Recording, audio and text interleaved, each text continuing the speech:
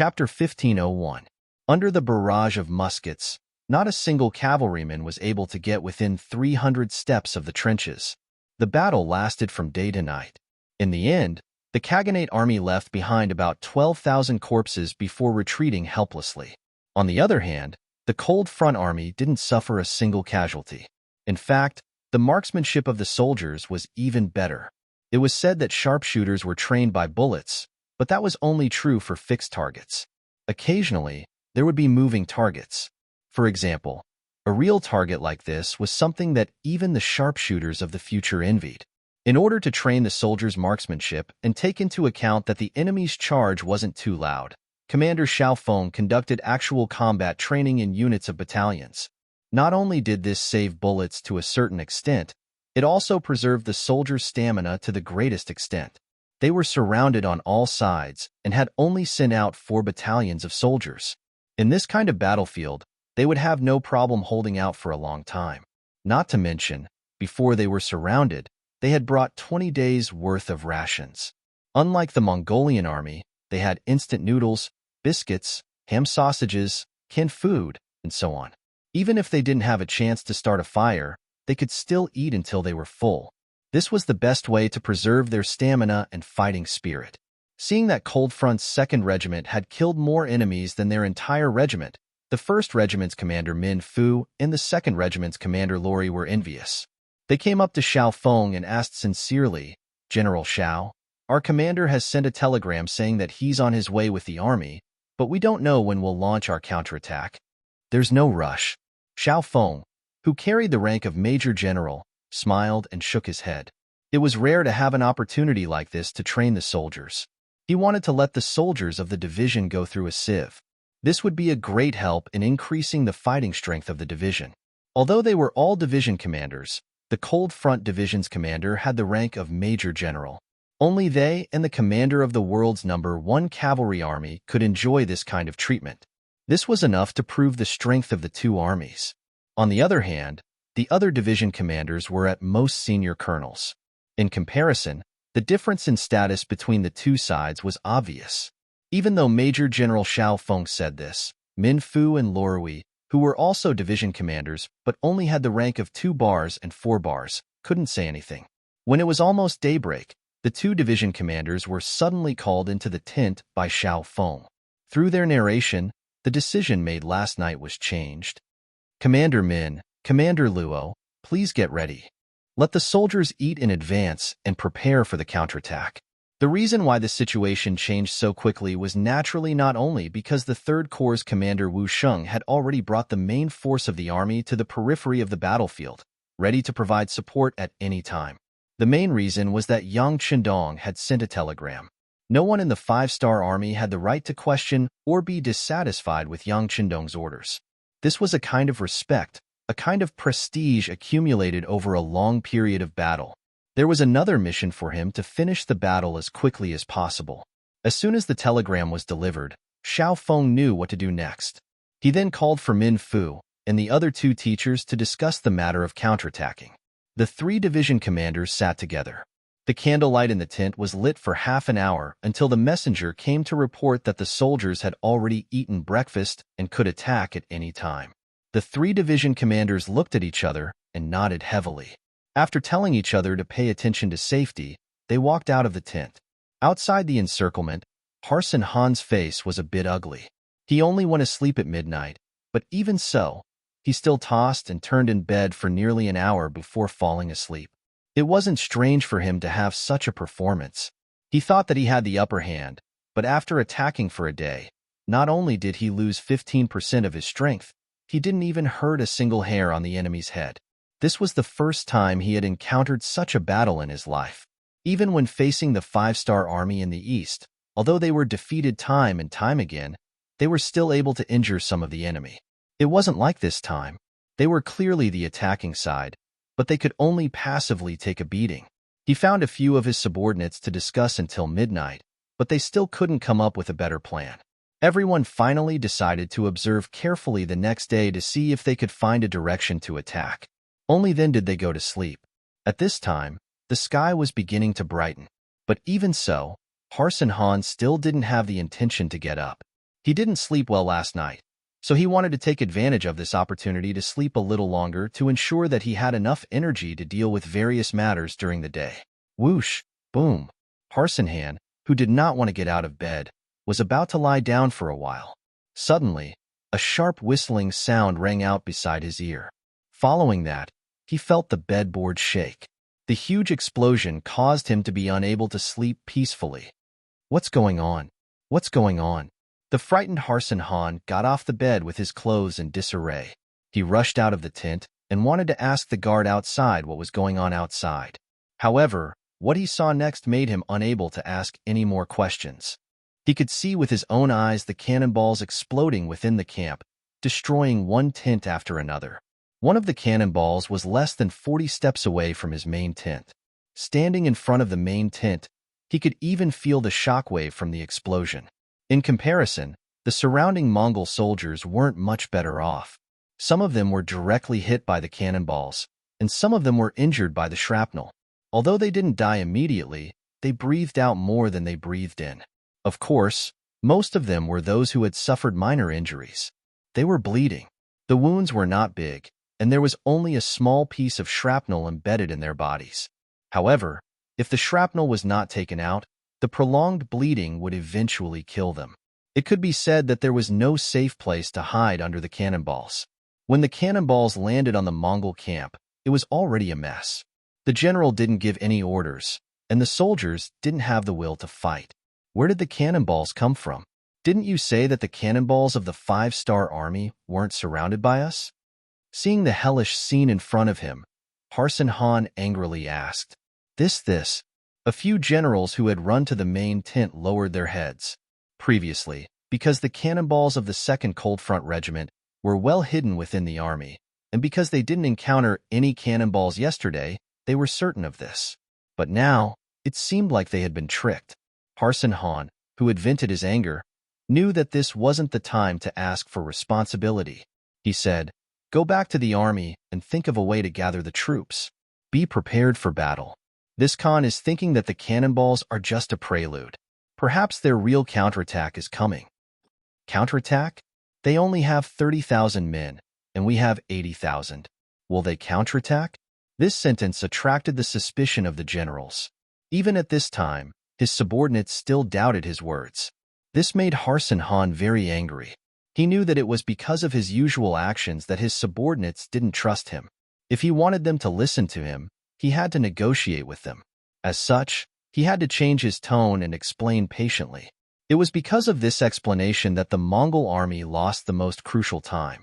As the saying goes, speed is the most important thing in war. Sometimes, every minute and second on the battlefield was the key to victory. While Harsenhan was explaining to his subordinates, the first round of cannonballs of the 5-star army had ended. Following that, the cavalry began their charge. The 20,000 cavalry of the 2 mixed cavalry divisions had long been envious of the achievements of the 5-star army. Now, it was finally their turn to perform.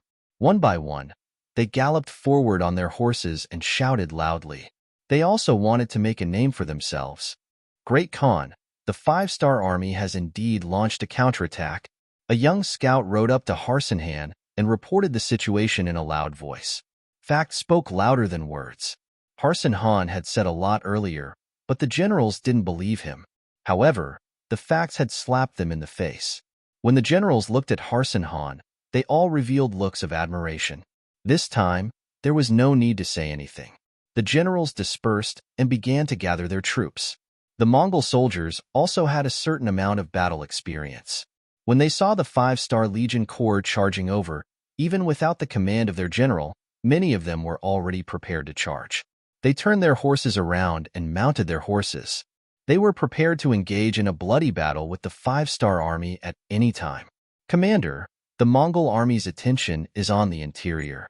This is the time for us to charge. The 3rd Corps Nuzan Cavalry Division's commander Yella had already moved to the periphery of the Mongol army. At this time, he stood beside Wu Shang and asked for instructions. Good, give the order. All troops attack. Wu Shang, who couldn't wait any longer. How could he not want to make a name for himself? Previously, under the pincer attack of the Golden Horde and the Ross Dukedom, They could only barely hold their ground.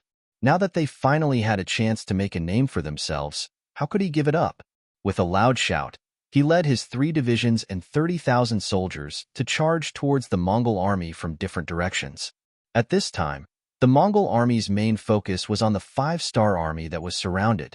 Although they had arranged for some troops to be stationed at the outer perimeter, it was to prevent the other 5-star corps reinforcements from suddenly appearing and attacking them from both sides.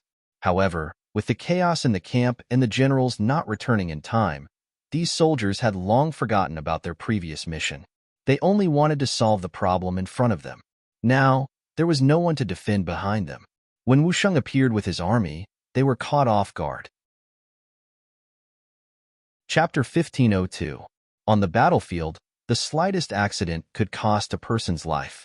The enemy troops suddenly appeared behind them, and they were charging ferociously. At this moment, the Mongol army had no choice but to send out a portion of their forces to block them. At this moment, the second wave of cannon fire arrived, causing the Mongol army, who had just regained their order, to fall into chaos once more. The timing was really accurate, and it could be said to be perfect. The cannon fire disrupted the order of the Mongol army, and it also covered the shouts of the Mongol generals, causing them to be unable to gather their troops.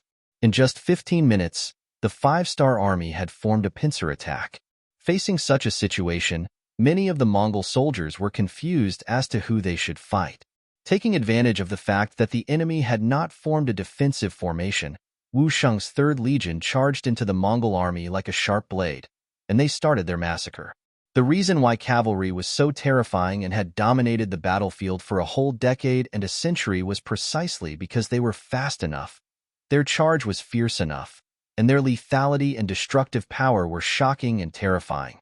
Once they lost these advantages, they were no different from ordinary infantry waiting to be slaughtered. Without impulse, there would be no speed. Without speed, they would not be able to display their strength.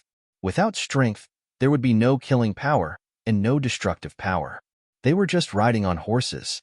Facing the soldiers of the 3rd Legion, in just one exchange, the Mongol army was cut down, and over 1,000 of them were injured. As the main force of the 3rd Legion continued to charge into the Mongol army, the number of casualties continued to increase. Block it, block it. Harsin Han also saw this shocking scene. When he saw the cavalrymen, he was proud of being killed off one by one without the slightest ability to resist. He cried out in pain. The various khans were like a chaotic animal kingdom, and there was only one rule of survival, which was the survival of the fittest. Whoever had the biggest fist was the boss, and this was what the Mongol army, which did not have much culture, valued. The reason why he could still make his voice heard in the Khaganate alliance was because he had these cavalry units. This was the fundamental reason why no one could ignore his existence. But now, these cavalrymen that he regarded as his lifeblood couldn't even withstand a single blow from the 5-star army. They were harvested like chives, and it was as if his flesh was being cut off. It made him feel extremely miserable. We can't block them anymore. Khan, let's break out. The captain brought a group of soldiers in front of Harsin Han and begged. On the battlefield, once defeat was apparent, it was not something that could be changed by a single person's decision. That was the situation, and in front of such a situation, even Khan was like a leaf blown by the wind. We can't block them? Harsin Han murmured. Then, as if he had thought of something, his vision blurred, and he fell to the ground at an extremely fast speed. Not good, Khan fainted. Quickly come and help Khan up. We'll kill our way out. Seeing this scene, the captain of the bodyguards shouted in panic. Soon after, a group of bodyguards rushed forward and helped Harsin Han, who had indeed fainted from anger, onto his warhorse. After that, the group of bodyguards charged towards the direction where the 5-star army had fewer soldiers. The army was defeated like a landslide. From the moment the 3rd-star army launched a pincer attack, and the enemy was helpless, the outcome of this battle was already decided. One side was meticulously planned, and the other side was forced to retaliate. This was equivalent to a country suddenly launching an attack. Furthermore, they did not declare war, and they had an even greater advantage in firepower. This battle only lasted for 8 hours, and before the sky turned dark, the the battlefield was already filled with corpses and Mongolian prisoners. There were more than 80,000 Mongolian cavaliers, and after the battle, aside from nearly 10,000 who managed to escape in the chaos, around 13,000 died, 20,000 were injured, and the remaining 30,000 or so abandoned their weapons and knelt down to surrender. On the other hand, the Third Star Army lost less than 500 men, and about 4,000 were injured. With such a small sacrifice, they managed to kill 80,000 enemies. Other than the help of the 2nd Cold Front Division, this also showed the strength of the Third Star Army. Clean up the battlefield and send a report to the 6th Young Master. At the same time, ask for other allies to come and take care of the prisoners. Wu Shang, who had obtained a great victory, was elated as he gave the order to the reporter beside him. From the fact that Yang Qindong wanted to use the 2nd Cold Front Division, it was obvious that something big was going to happen. Wu Shang did not want to miss such a good opportunity. He did not forget that the Third Star Army used to be the 3rd Cold Front Division, but because they had not returned for a long time, they had lost all their firearms. However, it did not matter. As long as they performed well enough, they would be able to return to the ranks of the Cold Front Division. At that time, the Third Star Army would be truly powerful. Yang Qindong, who was rushing over, heard about the situation here through a telegram. He immediately gave the order to report this matter to the entire army. At the same time, he ordered the nearby Third Star Army, Chiwen, to immediately rush over to the Third Star Army and the 2nd Cold Front Division to take over everything there. If it was said that Yang Qindong was still somewhat hesitant when Beta Persei suggested to attack the capital of the Timur Empire, Herat, then this victory gave him more confidence. He knew that the conditions of the battlefield had been formed, and it was time to complete the surprise attack. With the help of the 2nd Cold Front Division, the Third Star Army obtained a great victory over the Mongolian army, defeating 100,000 enemies. After this news was spread through the telegram, the commander of the 1st Star Army's 4th Division, Su Kude, became anxious. Speaking of which, they had clashed with the enemy's main force earlier than anyone else. Moreover, they had also launched several attacks, but the results did not seem to be very good. Although from the results of the battle, they had always had the upper hand, but they did not achieve their goal of heavily injuring the enemy. We can't continue like this. Isn't the 1st Star Army less than 200 li away from here? Send a message to them to come and support us. Su Kude finally decided to send other reinforcements. This was not because he was afraid of the enemy, but because he wanted to use more advantages to annihilate the enemy.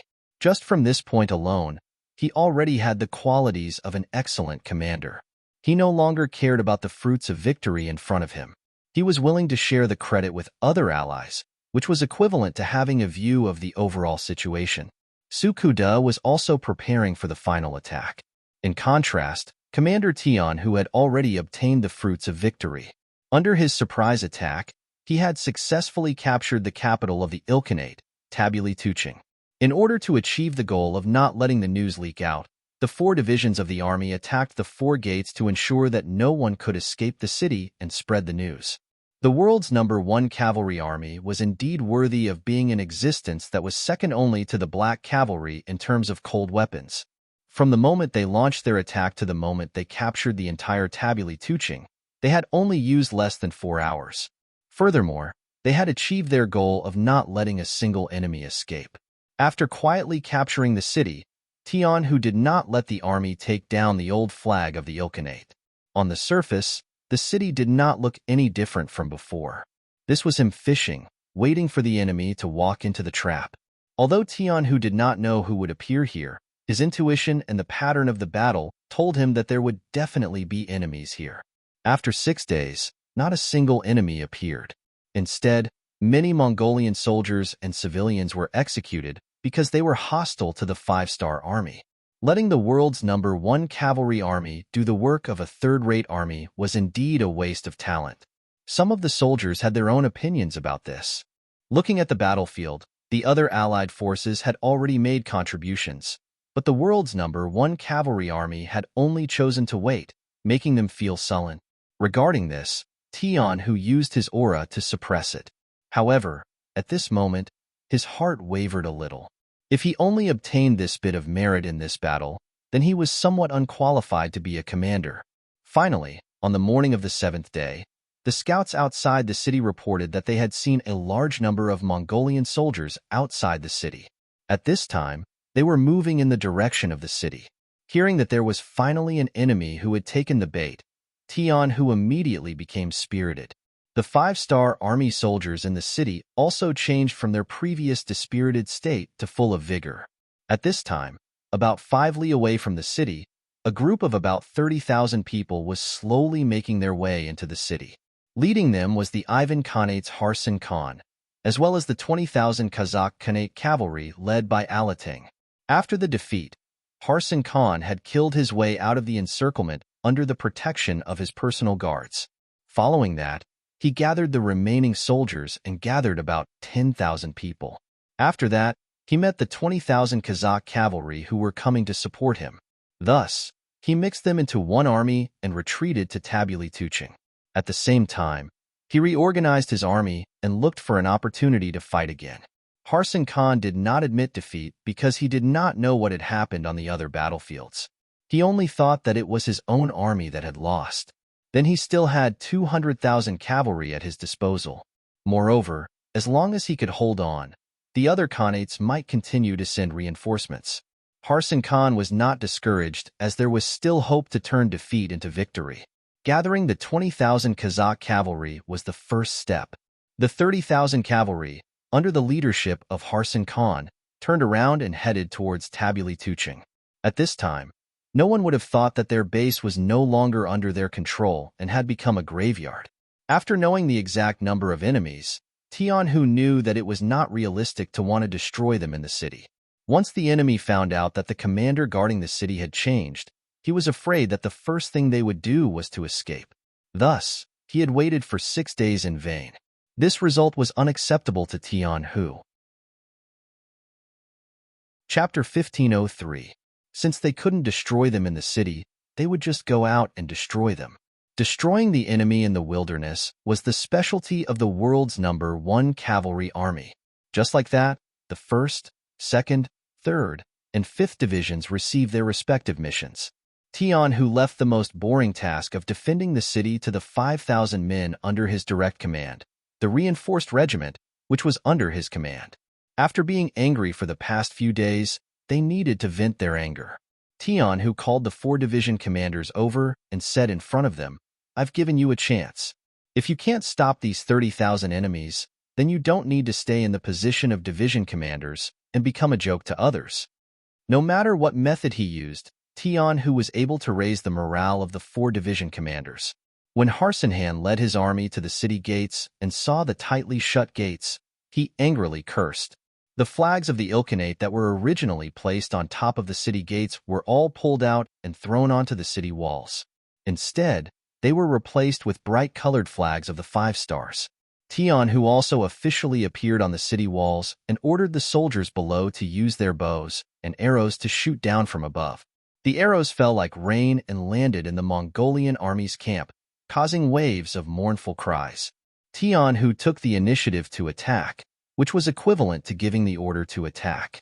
Outside the city, the 4 cavalry divisions that had been lying in ambush, a total of 40,000 men, suddenly appeared.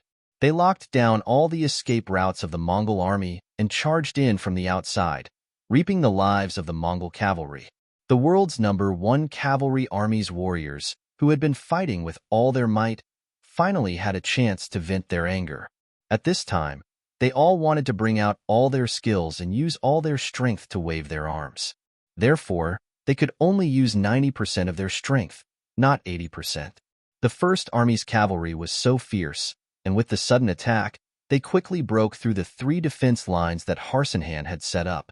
Seeing that the 4th defense line was about to be broken, Harsan's face became incomparably pale. He did not know why his own Kondabuli had been captured. He did not know at all. He also did not know why these 5-star troops appeared here. All he could do now was to reprimand General Dexy and reprimand him and the Kazakh cavalry for their incompetence. In his view, there were 20,000 Kazakh cavalry, and with his 10,000 troops, there were 30,000 people. The Han army only had 40,000 people, which was 10,000 more than them. Even if they couldn't win, they shouldn't have lost so miserably. It was impossible that they didn't even have a chance to break out. He completely treated General Dexy as his subordinate and scolded him. Even Alatin couldn't stand it, not to mention General Dexy himself. No matter what, he is still a general of the Kazakh Khanate and not a subordinate of Harsan Khan. Even if you have something to discuss, you should discuss it with him and not scold him like a dog. After being scolded, the anger in Dexy's heart was getting bigger and bigger.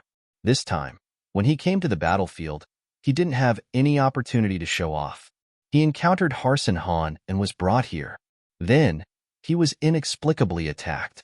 If it was anyone else, they would have already been incomparably depressed. This scolding made his heart even angrier, but he didn't have a suitable opportunity to vent. Enough. I am a general of the Kazakh Khaganate, not your Ilkhanate's general. At this moment, Dexy wanted to shout out his thoughts, but he didn't dare to do so. Among the Khaganates, Kazakh was the first to fight with the five-star army. Because their geographical location was very close to the Ili region, they had invested a large number of troops early on. As a result, their losses were very serious. For example, Janilbek Khan's younger brother, Kelii, was captured by the five-star army. Many of the country's generals were killed, and a second-rate general like Kelii was now in charge of military power. Dexy had some ability, otherwise, he wouldn't be in charge of 20,000 soldiers. But his personality was too weak, and he was a bit timid. Because of this, his career had never been smooth. This time, he came to support the Ilkhanate because there were no generals in the Khaganate, which gave him the opportunity. If it was anyone else who was scolded like this by Harsan Khan, they would have been furious and refuted. But Dexy didn't have such courage, and this naturally had a lot to do with his personality. But this didn't mean that he wasn't angry. When he left the Great Khan's tent and returned to his own tent, the more he thought about it, the angrier he became. When he heard how brave the five-star army was and how it was only a matter of time, he couldn't see the slightest future. It was also at this time that the guard captain Wang Yanhong proposed to him to surrender the five-star army. This was because he understood Dexy. He knew that this person's personality was weak and that he was indecisive when doing things. If it was any other general, the guard captain wouldn't dare to be so direct. And after he said this, Dexy didn't have any intention of blaming him. On the contrary, he was quite hesitant. "General, we can't wait any longer." The battle during the day was all because of the terrain. There wasn't enough open space, so the five-star army couldn't display their abilities in a large-scale battle. This is why we were able to hold on for the day. Once we wait until tomorrow and face another fierce attack, I'm afraid we really won't be able to hold on. Guard Captain Wang Yanhong saw that Dexy didn't say anything and didn't make a decision, so he helped him analyze the situation of the battlefield. Being pressed hard by Wang Yanhong, Dexy replied, "But will the five-star army accept our surrender? If they treat us like normal captives, then what's the point of surrendering and living a life worse than death?" Seeing that Dexy was wavering, Wang Yanhong hurriedly said, "General, there's no good way out if we surrender like this, but at least we can keep our lives, right? The current situation is that the five-star army is too strong. This lowly one will say something disappointing. This time, not only will the Ilkhanate be finished, even our Kazakh Khanate won't be any better. If things go wrong, our Khanate will be destroyed. Right now, we won't get any benefits from selling our lives to those people." "This can't be." Dexy raised his head, his face filled with fear and uneasiness. "How can it not be? Think about how strong the Golden Horde is, but in front of the five-star army, won't it still be destroyed? Although our Khanates don't look weak, we're all fighting for ourselves. Under these conditions, how can we be a match for the five-star army? Today, the Ilkhanate will be destroyed. Next time, it might be someone else. Actually, we can be considered lucky." Wang Yanhong sighed. "Lucky? What do you mean?" This made Dexy a bit confused. "General, think about it. We were the first batch to come into contact with the five-star army. If we surrender now, we'll have more chances to gain merits." This lowly one heard that in the five-star army, there are many soldiers and generals from the Golden Horde. Some generals even lead large armies. It must be because the five-star army is developing too quickly and there aren't enough generals. But speaking of which, isn't this an opportunity for people like you? As long as you seize the opportunity, you can completely transform into a general of the 5-star army. That would be the best-case scenario.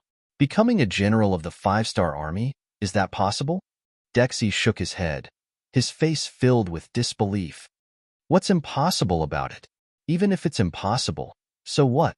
Even the Khan's younger brother, Kelly, has been captured. Even if we surrender, it won't be a shameful matter. Not to mention, there's an opportunity to make a contribution right in front of us. As long as we can grab hold of it, who can say what the outcome will be? Wanyan Hong looked at Dashi with a hopeful expression. What opportunity to gain merits? Dexy clearly thought of something, but he still wanted to get confirmation from Wanyan Hong. It was because he understood his general too well that Wanyan Hong didn't hesitate to whisper, "Capture Harsan Khan. This is the opportunity for you to gain merits." No, the other party is the Khan of a Khanate. We can't do that. Dexy quickly shook his head and refused. He was used to being a subject. Now that he was suddenly asked to capture the Khan, it was no wonder he had such a big reaction. Wanyan Hong anxiously sighed in his heart. He knew that persuading him wouldn't lead to any good results, so he simply closed his mouth and walked out of the tent. When Wanyan Hong walked out of the tent, the few Kiliarchs waiting outside walked up and asked with a hopeful expression, "Captain Wanyan, how is the situation?" These people were either afraid of the 5-star army's strength and didn't want to die, or they saw the situation clearly and knew that they couldn't win even if they continued fighting. There were also people who wanted to change sides. In the face of no hope, they wanted to make their own choice and live a different life. In short, these people were all generals who wanted to surrender to the 5-star army. There were a total of 7 of them. In this army of 20,000 people, they were quite a force to be reckoned with.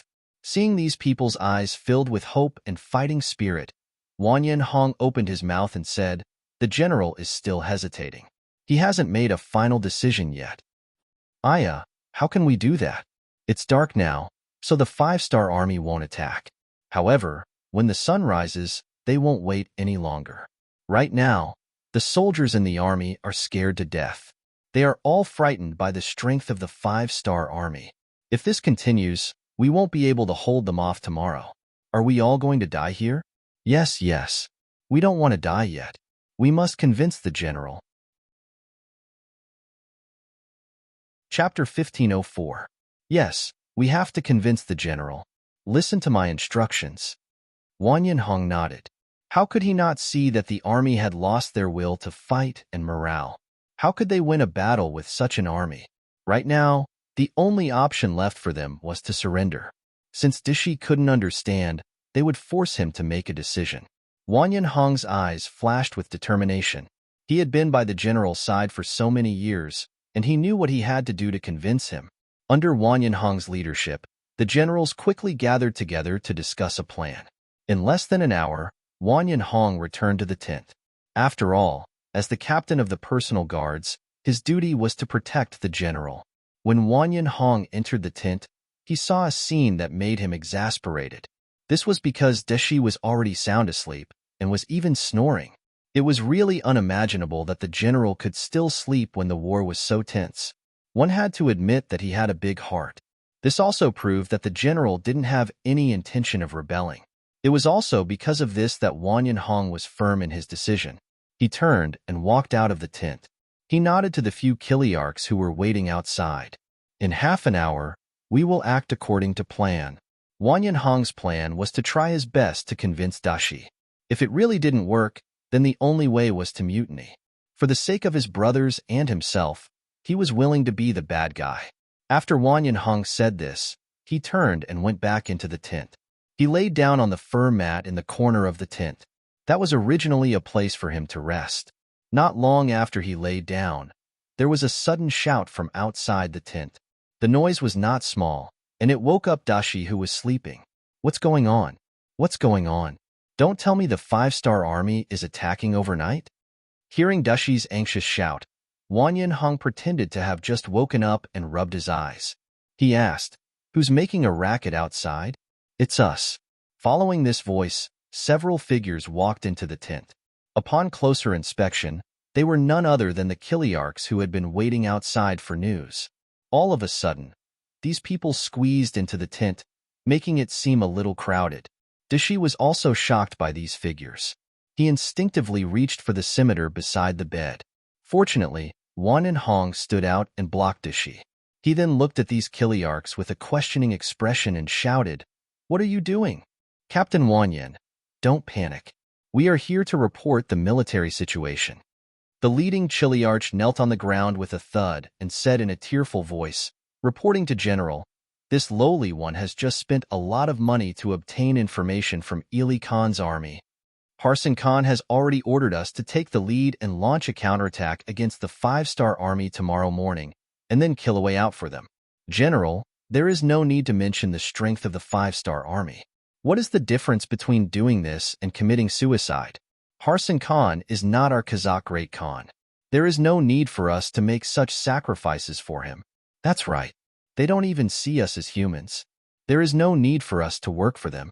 General, please give the order. We will break out of the encirclement tonight. Even if we die, we will not serve Harsan Khan." The generals below all spoke one after another, expressing their strong dissatisfaction with Ili Khan Harsan Khan. When Dashi heard all of this, his face turned even redder. At this time, he had no time to distinguish whether this news was true or false. He thought of how Harsan Khan had cursed him during the day. He was already angry to begin with. He really wanted to ignore Harsan Khan and lead his troops to kill their way out.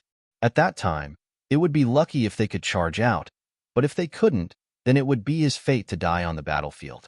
However, his hesitant personality came into play at this time. Dashi still hesitated. He didn't want his soldiers to be wronged, but he also didn't want to become enemies with Harsan Khan. Therefore, he didn't know what to do. Looking at this time, Dashi still didn't make a final decision. Wanyan Hong, who was at the side, decided to press on and force him to make a decision. He stepped forward and said, "General, I can understand your feelings. As a subject, as a general, we should listen to the orders of the monarch. But the problem is that we are not people of the Ili Khanate. If the 5-star army didn't appear, then our 2 Khanates would have fought at any time. Is it worth it for us to protect such a person with our lives? Moreover, whether or not we can protect Harsan Khan's life is another matter. However, we brothers will definitely die here. Please take into account that we have all followed the general for so many years and give us a way out." A way out? Dashi once again remembered what Wanyan Hong had said to him. At that time, because of his many years of subordinate mentality, when he heard that he would do something unfavorable to the Great Khan, he didn't even think about it and refused. If he really did that, then he would be a traitor to the entire Khanate alliance and would be punished by everyone. He quickly shook his head and said, No. Although Harsan Khan isn't our Great Khan, he is one of the Great Khans recognized by the Khanate alliance. As subjects, we can't have such thoughts. Generals, please don't say any more. Tomorrow morning, I will find Harsan Khan and make him give up on the idea of sending troops to take the lead." Dashi's words were completely self-deceiving. With his personality, how could he argue in front of Harsan Khan? Obviously, he couldn't. This was just his words of comfort. It was because he didn't have the courage to make a choice and didn't have the courage to say no to his superiors that he had to lie to these Kiliarchs. This was a matter of the inheritance and education of the Khanate. In order for their rule to be passed down for 10,000 years or even longer, these Great Khans had instilled in their generals, soldiers, and people the idea of loyalty to the Great Khan. They let them know that the Great Khan was the chosen one, and they could decide all life and death. On the other hand, no one was allowed to have any thoughts about the Great Khan. Otherwise, it would be going against the will of the heavens, and everyone would have the right to punish them. It was this product of Dexi's education that made him want to protect the safety of the Great Khan even in the face of life and death. Even if the Great Khan was not from his own country, he was still very important in his eyes. All right, everyone disperse first. Harsan Khan said that he has already reported this matter to the outside. Soon, there will be reinforcements coming. As long as we can hold on until then, everyone will be fine. At that time, Harsan Khan will definitely reward us according to our contributions, haha. Dashi wasn't stupid and knew how to use this method to unite the people. He gave everyone hope and drew a beautiful blueprint in front of them. This way, not only could he stabilize the people's hearts, but when the battle broke out, everyone would be able to use their full strength. However, this kind of ordinary method was destined to fail today. Who didn't know that because of the sudden appearance of the 5-star army, they didn't have time to send people to ask for reinforcements. So where did this so-called reinforcements come from? They didn't know what happened here at all, okay? Seeing that Dashi still wanted to deceive them at this time, everyone's expression became unfriendly. Since this kind of persuasion didn't work, there was only one last method left. Thinking of this, everyone's gaze landed on the personal guard Captain Wang Yanhong. Of course, Wang Yanhong knew what everyone wanted to do. To be honest, this was the last step. If there was any other method, he wouldn't want to do it. However, Dashi was so stubborn and didn't listen to anyone's advice. Thus, he could only resort to something like a mutiny. What are you all trying to do? No matter what, Dashi was still a commander of 20,000 people. When the atmosphere in the tent suddenly changed, he had a premonition that things weren't going well. His expression couldn't help but reveal a trace of panic. "Sigh, General, why do you have to do this? Since you're thinking of going up and not giving us a way out, then you can't blame us." Wang Yanhong finally spoke. The moment he spoke, the 7 Kiliarchs in the tent rushed up like ferocious beasts and pressed Dashi, who had already touched the curved blade, to the ground. Previously, Wang Yanhong was blocking in front. Now that this personal guard captain wasn't there to help, Dashi instantly became a prisoner. No matter what, he was still a personal guard captain and was responsible for the general's safety. Wang Yanhong didn't have any intention of harming Dashi. He decided to hand this person over to the 5-star army to deal with. His current mission was to bring people to take down Harsin Han. Taking advantage of the fact that the other party didn't know what was going on and wasn't on guard, he quickly took him down. Only then could he appear before the 5-star army as a meritorious subject. At this moment, Harsin Han, who was 2 li away from the tent, didn't know about the mutiny below. At this moment, he had already entered the land of dreams and seemed to be having a bad dream. He had a conflicted expression on his face. It wasn't until Wang Yanhong brought people to place the curved blade on his neck that he woke up with a start. "Who are you people? What do you want?" When he woke up and saw a bunch of unfamiliar soldiers standing in front of him, Harsin Han instinctively wanted to shout. However, he immediately felt his vision turn black and was knocked out by a punch. The person who made the move was Wang Yanhong. He only knocked Harsin Han out because he didn't want to cause any more trouble. Now that the people who should be controlled were under control, he personally said to a Chiliarch beside him, "I'll leave the matters at home to you guys. I'm going to the 5-star army's main camp now." "Captain Wang Yan, are you going to go personally?" The Chiliarch was a little nervous. In his opinion, before he understood the 5-star army's attitude, there was no harm in sending someone else to communicate with them first. It was the best plan. "Yes, I'll go personally. If I send someone else, they won't be able to explain clearly." Wang Yanhong chuckled. Then, he brought a healthy horse and galloped out of the main camp. Chapter 1505. At midnight, the 5-star army's camp was very quiet. Other than the soldiers on duty, the other soldiers and officers had already gone to bed early. There was still a tough battle waiting for them tomorrow. Without sufficient physical and mental strength, it would be impossible. However, in the main tent, Taimu, and the other 3 division commanders were not sleeping. The 4 of them were glaring at each other, looking as though they had nowhere to vent their anger. The attack during the day wasn't very successful. Because the terrain was too narrow, the 5-star army's few charges were limited by the terrain. They couldn't unleash their full potential. Not only that, they had nowhere to hide under the rain of arrows. As a result, nearly 1,000 soldiers died. Although less than 300 of them died in the battle, most of them were injured. Moreover, they could still return to the camp after treatment. However, to the world's #1 cavalry army, this was still a big blow. 40,000 against 30,000. They had the advantage in numbers and even launched a surprise attack. However, they didn't win the battle and even lost many soldiers. No matter how one looked at it, this was a humiliation. It was a slap to the faces of the 4 division commanders. The 4 division commanders, who were always chatty when they gathered together, fell into silence for the first time. They didn't even inform Tian Hu of this news. Otherwise, who knew what kind of thunderous roar they would face? Every division commander would have to bear a punishment first. This time, it could be said that the 4 division commanders had disgraced the invincible and undefeatable number 1 cavalry army. What made the 4 division commanders even angrier was that tomorrow's attack wouldn't be too smooth. They knew that there was no way to retreat. If the enemy fought with their backs to the wall, even if they won in the end, they would have to pay a heavy price. They had the advantage in numbers, but still had to pay a heavy price. This was something the 4 division commanders couldn't accept. Of course, it wasn't that there wasn't a better way. For example, they could surround the enemy and not attack. After a long time, the enemy would have to surrender when they ran out of food and water. However, how much time would that take?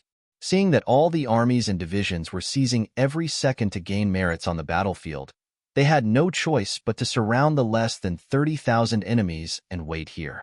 This was not something that a powerful army like the number 1 cavalry army in the world should do. Sigh. If only we had the Cold Vanguard Division to cooperate with us, 2nd Division Commander Lu Duo couldn't help but say. Of course, everyone understood that with the Cold Vanguard Division present, with their firearms advantage, they would only need to fire at the Mongol army from time to time, and they would be able to beat them until they cried for their parents. It was not impossible for them to surrender without fighting. All right, in the past, we didn't need the help of the Cold Vanguard Division. Now, we can do the same. Let's think of a better way. The 5th Division's Division Commander Gong Feng spoke up. Speaking of which, among the 4 division commanders, he was the last to enter the 1st Cavalry Army. However, the other 3 division commanders did not dare to treat his words carelessly. Who didn't know that Gong Feng's teacher was Yang Chendong? With this relationship, he was someone who could reach the heavens. This was something that Taimu Lu Duo, and Hu Bo could not compare to. After complaining, the 4 of them sat together to think of a solution. However, due to the narrow terrain, they really didn't have any good ideas. The greatest advantage of the 1st Cavalry Army was 2. The first was their ferocious attacks. They were skilled in horsemanship and were good at using dual blades. Often, they would be able to catch the enemy off guard and win from there. Secondly, they had the Big Dipper crossbow, which was a close combat killing weapon. This allowed them to win against many enemies despite being outnumbered. However, no matter which one it was, they needed to be in close combat with the enemy to be able to display their advantage. Once they were restricted by the terrain, their battle strength would be greatly reduced. This was also the reason why the 4 division commanders had such a headache. Sigh. If only the enemy would surrender. 1st Division Commander Taimu scratched his head and said with a silly look. His words also attracted the laughter of the other 3 teachers, which eased the originally oppressive atmosphere a little. However, everyone knew that it was impossible for the enemy to surrender. At least now was not the time for the enemy to see their true strength. Moreover, Harsenhan was still the great Khan of a country. How could he choose to surrender when he was not completely defeated? Unless it was a mutiny? Reporting. Just as the 4 division commanders were laughing and racking their brains to come up with a solution, the voice of the guard outside the door rang out. Reporting to the 4 division commanders. A person who claims to be Wanyan Hong broke into the camp and has been caught by our soldiers. However, he said that he wants to see the great general here. Broke into the camp? What do you mean? The 4 division commanders looked at each other. In the end, it was Gong Feng who made the decision. Bring him in. In a short while, Wanyan Hong, with his hands tied behind his back, walked into the tent under the watch of 2 5-star army soldiers. He saw the 4 division commanders sitting side by side. The moment he entered the tent, Wanyan Hong, who had been silent the entire time, immediately shouted, "What are you all doing? Is this the treatment for those who voluntarily surrender? If that's the case, then you can kill me." Wanyan Hong said preemptively. He wanted the teacher to snatch the person away. Only then would he be able to take the initiative in the following conversation. However, it was a pity that facing the 4 division commanders who had walked out of a mountain of blades and a sea of flames, their powerful auras still scared him, causing his body to tremble uncontrollably. All of this was clearly seen by the 4 division commanders. They knew that Wanyan Hong was trembling out of fear, but Gong Feng and the other 3 division commanders didn't take the initiative to expose him. This was because they were also very curious. What was Wanyan doing here at this time? What did he mean by taking the initiative to surrender just now? Come, untie him and give him a seat. Gong Feng spoke on behalf of the 4 division commanders. The 2 guards weren't worried that Wanyan would play any tricks. Which of the 4 division commanders in front of them wasn't a match for 100 or 1,000 men? Why would they worry about a surrendered general who didn't have a weapon? Immediately, the ropes were untied and a chair was placed in front of him. Even though he was still a bit scared, Wanyan still forced himself to be calm and sat on the chair. Following that, his gaze swept across the faces of the 4 division commanders. The 2 guards had already retreated, leaving only 5 people in the large tent. In a situation where no one spoke, the atmosphere was a bit frighteningly quiet. This was especially true for Wanyan. When he felt the pressure from the 4 division commanders who were filled with killing intent, it was impossible for him to pretend to be calm. Large amounts of sweat began to flow out from his forehead. Even though the weather at this time didn't exceed 10 degrees at night, Wanyan still felt his body heat up and his heart was fluttering. Just when he felt that he couldn't withstand this aura anymore, Gong Feng spoke. It was as if a blazing sun shone on his body in the cold winter, causing him to feel warmth all over his body. You're called Wanyan? Don't be nervous. What did you mean by surrendering? Oh, this little one is called Wanyan. I'm the personal guard captain of General Dexy sent by the Kazakh Khanate. This time, I came here to. Wanyan repeated what he had wanted to say in his heart. At this time, he still kept a secret. He only said that if he surrendered, would the 5-star army accept them and how they would be treated. He didn't say that he had already controlled General Dexy and Harsenhan from the Ilkhanate. Wanyan wasn't sure if the 5-star army would accept his surrender. If they couldn't accept it, then he would just fight. His principle was that if someone didn't let him have an easy time, then he wouldn't let them have an easy time either. Wanyan tone was probing. When the other 3 division commanders heard this, they all revealed an impatient expression. They thought that Wanyan was negotiating with them. How could the world's number 1 cavalry army allow a defeated army to negotiate with them? On the other hand, Gong Feng gave the other 3 division commanders a look to calm them down. Then, he laughed and said, Wanyan, it should be a big surname. I wonder if General Wanyan is related to it? It had to be said that this was the benefit of studying. Gong Feng was Yang Qindong's student, so he naturally knew a lot. When he asked this question, Wanyan body shook and he lowered his head. Looking at this scene, Gong Feng's intuition told him that Wanyan should be related to the Wanyan clan. He laughed and said, What? Is there something that you can't say? Oh no. Since the general has asked, there's no harm in telling you. Actually, my ancestor is the Wanyan clan. We were defeated by the Kazakh Khanate and became their captives. Because my performance was good, General Dexy took a fancy to me and appointed me as the captain of the Kazakh Khanate. When Wanyan spoke of this, he could clearly feel the heaviness in his heart. Although it was summarized in 2 simple sentences, he must have experienced a lot of things.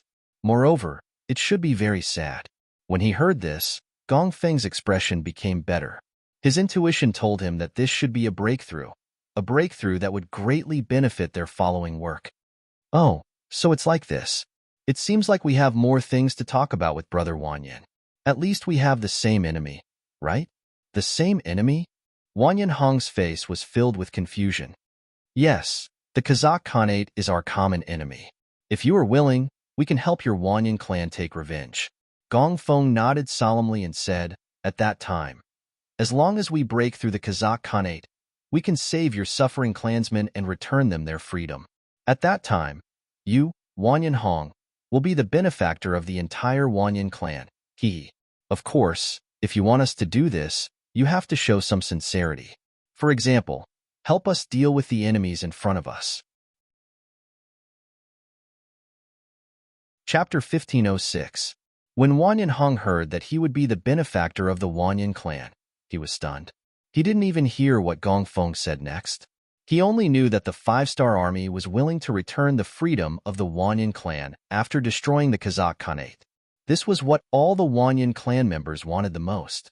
Previously, he chose to betray General Kashi's order because he didn't want to die here. His Wanyan clan was still in deep trouble. If he couldn't save them, he wouldn't be able to die in peace. Although this goal was far away, and he might not be able to accomplish it even if he survived, at least he was still alive. He could work hard for this goal, and there was still hope. He didn't expect that this hope would become reality so easily. How could Wanyan Hong not be excited? How could he not do his best for the 5-star army to attack the Kazakh Khanate? Brother Wanyan, did you hear what I said? What do you think? Gong Feng looked at Wanyan Hong for a long time. Wanyan Hong didn't say anything. Instead, tears flowed from the corners of his eyes. Gong Feng couldn't help but urge him. Oh, I agree to all the requests of the 5-star army. As long as they can save our Wanyan clan members, I will do anything. All right, I have already controlled General Kashi, Harsinhan, and the others. Now, we just need to wait for the 5-star army to come and take them. All right. I also know of a small path that leads to the Kazakh Khanate's capital. It was a path that our Wanyan clan members often took. Other than us, no one else knows about it. After Gong Feng said that he could help the Wanyan clan, Wanyan Hong completely fell. He told them everything that he knew, and the 4 teachers were all very excited after listening to him. Just a moment ago, they were still having a headache about how to deal with the 30,000 enemies in front of them with the smallest price. Now, not only was this problem solved, the direction of their campaign was also pointed out. For a moment, the 4 division commanders couldn't help but laugh. Herat City. In the capital of the Timur Empire, Great Khan Amur was furiously cursing Harsin Khan's stupidity. At this time, Khan Amur still didn't know that Harsin Khan had already become a captive of the 5-star army and had been betrayed by his own people. All his attention was now focused on the crisis in front of him. Ever since he took over the position of Grand Khan of Timur from Abu Said Mirza, Amur had wholeheartedly wanted to strengthen the Timur Empire, and this was his lifelong goal. However, some goals were easier said than done. It had to be said that Amur had a clever side to him. In order to achieve this goal, he had intentionally pretended to be unambitious. He had even turned a blind eye to the conflicts between the other nearby Khaganates, giving others the impression that he was a man who ruled without doing anything and had no ambition. In fact, he just wanted to use this method to reap the benefits. Seeing these Khaganates fighting in a group, consuming their own strength, and once they were seriously injured, it would be time for him to open his bloody mouth and seize the fruits of victory. This was what he thought and did. Recuperating and building up strength was only for the sake of accumulating strength. When the 5-star army suddenly appeared, he was even more overjoyed. With such an enemy coming out to disturb the situation, it was impossible for those Khaganates who wanted to protect themselves to not send out their troops and expend their resources. At that time, as long as the 5-star army was driven away, he would be able to pacify the entire region and establish a powerful Khaganate. But he never expected that the 5-star army would win many battles with a thunderous momentum, bringing great pressure to the Khaganates. This kind of pressure made Amur feel that he couldn't bear it anymore. What he wanted was for the 5-star army to disturb the situation, not for the other party to be strong enough to destroy all the Khaganates. If that was the case, how could he achieve his goal? Gradually, Amur discovered that the 5-star army had become his #1 enemy. He had no choice but to change his strategy and began to unite more Khaganates to face this powerful enemy together. For this reason, he felt pity for the 2 battlefields on the east and west. For this reason, he sent 50,000 cavalry to each side of the battlefield. But even so, the situation on the battlefield was still not optimistic. They could only barely block the attacks of the 5-star army. Thus, he placed all his hopes on Harsin Khan. He believed that in order to protect his Ilkhanate from being destroyed, he would definitely use as much strength as he could. This was why he allowed Harsin Khan to become the commander of the Western Front, leading 300,000 cavalry to fight against the 5-star army. Before the war, Amur still held a rather optimistic attitude. No matter what, they still had the home advantage. As long as they could fight a war of attrition with the 5-star army, after a long time, the other party would definitely retreat without reinforcements and logistical support. At that time, the other party would have failed once, and it would be even more difficult for them to enter this territory again.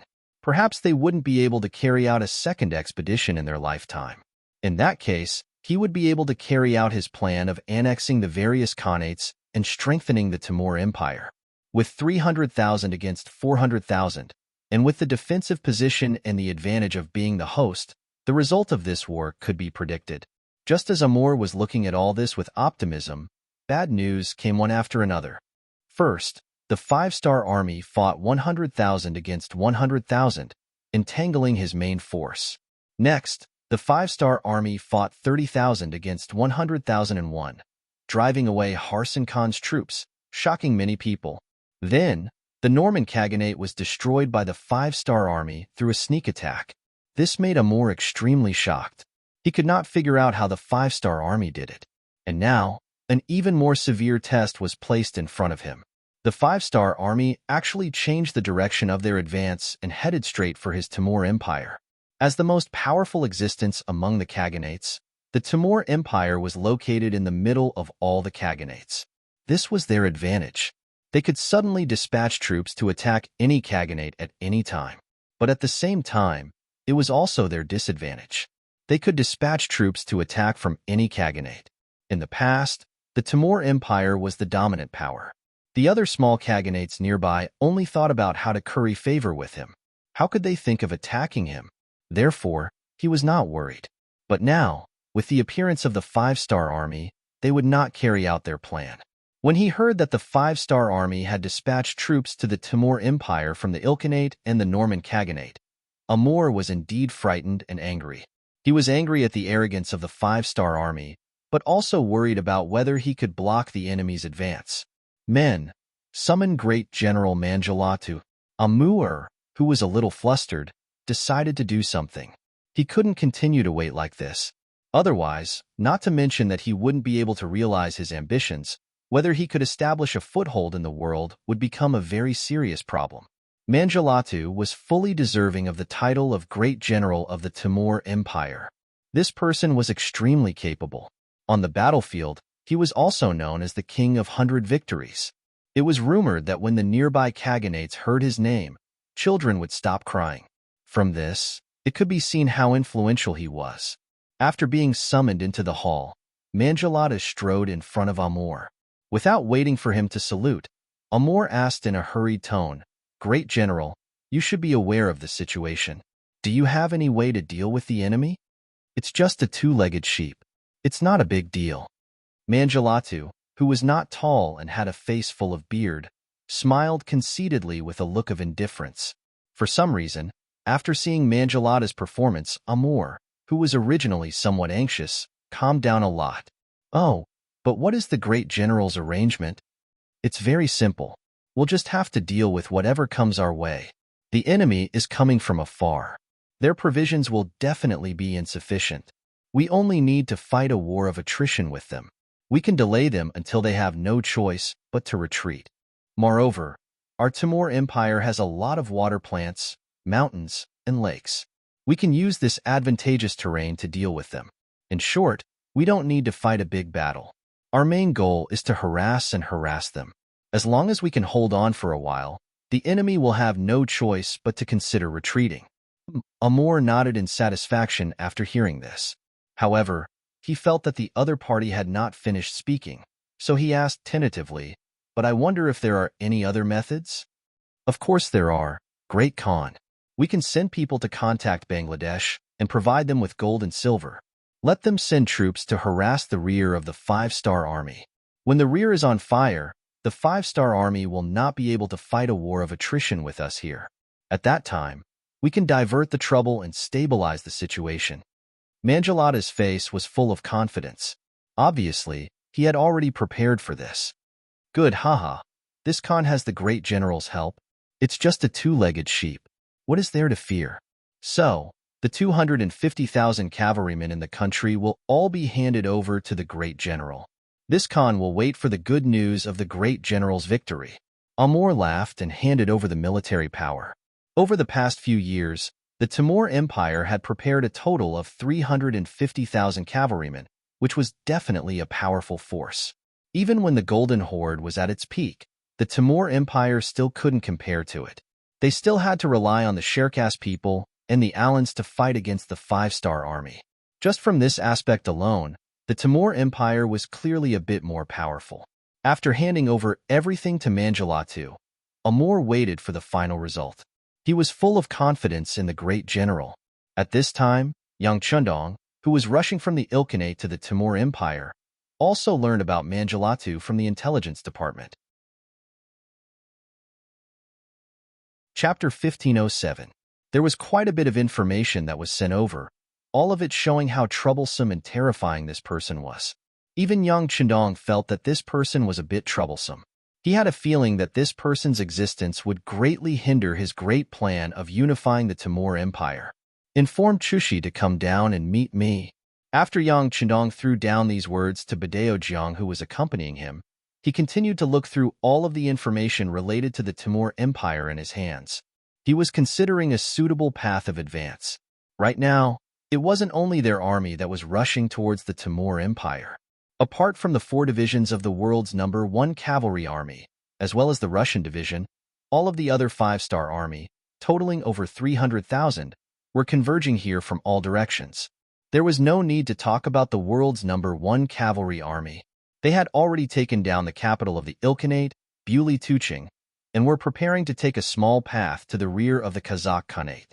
They were going straight for the capital, striving to open up a path there.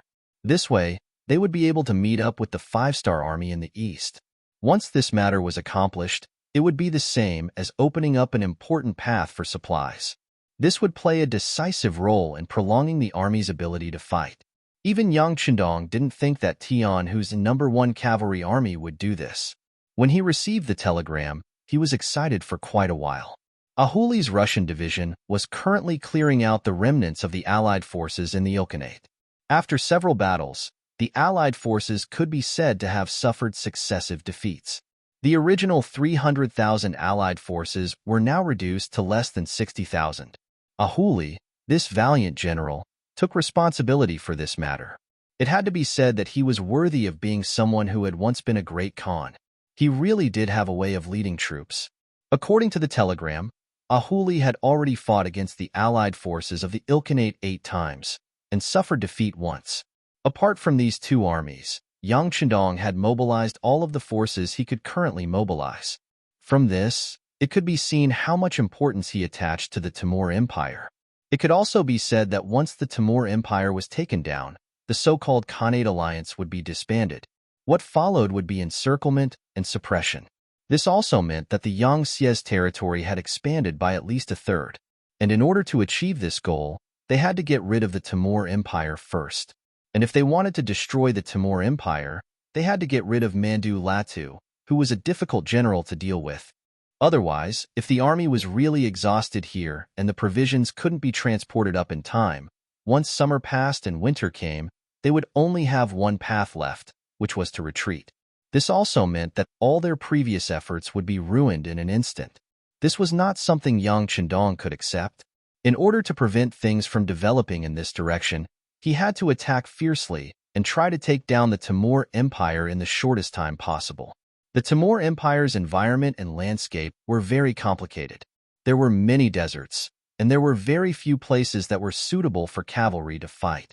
It was completely different from the time when they were dealing with the Golden Horde, where both sides appeared in a decisive battle. That was how they achieved victory in the shortest time possible.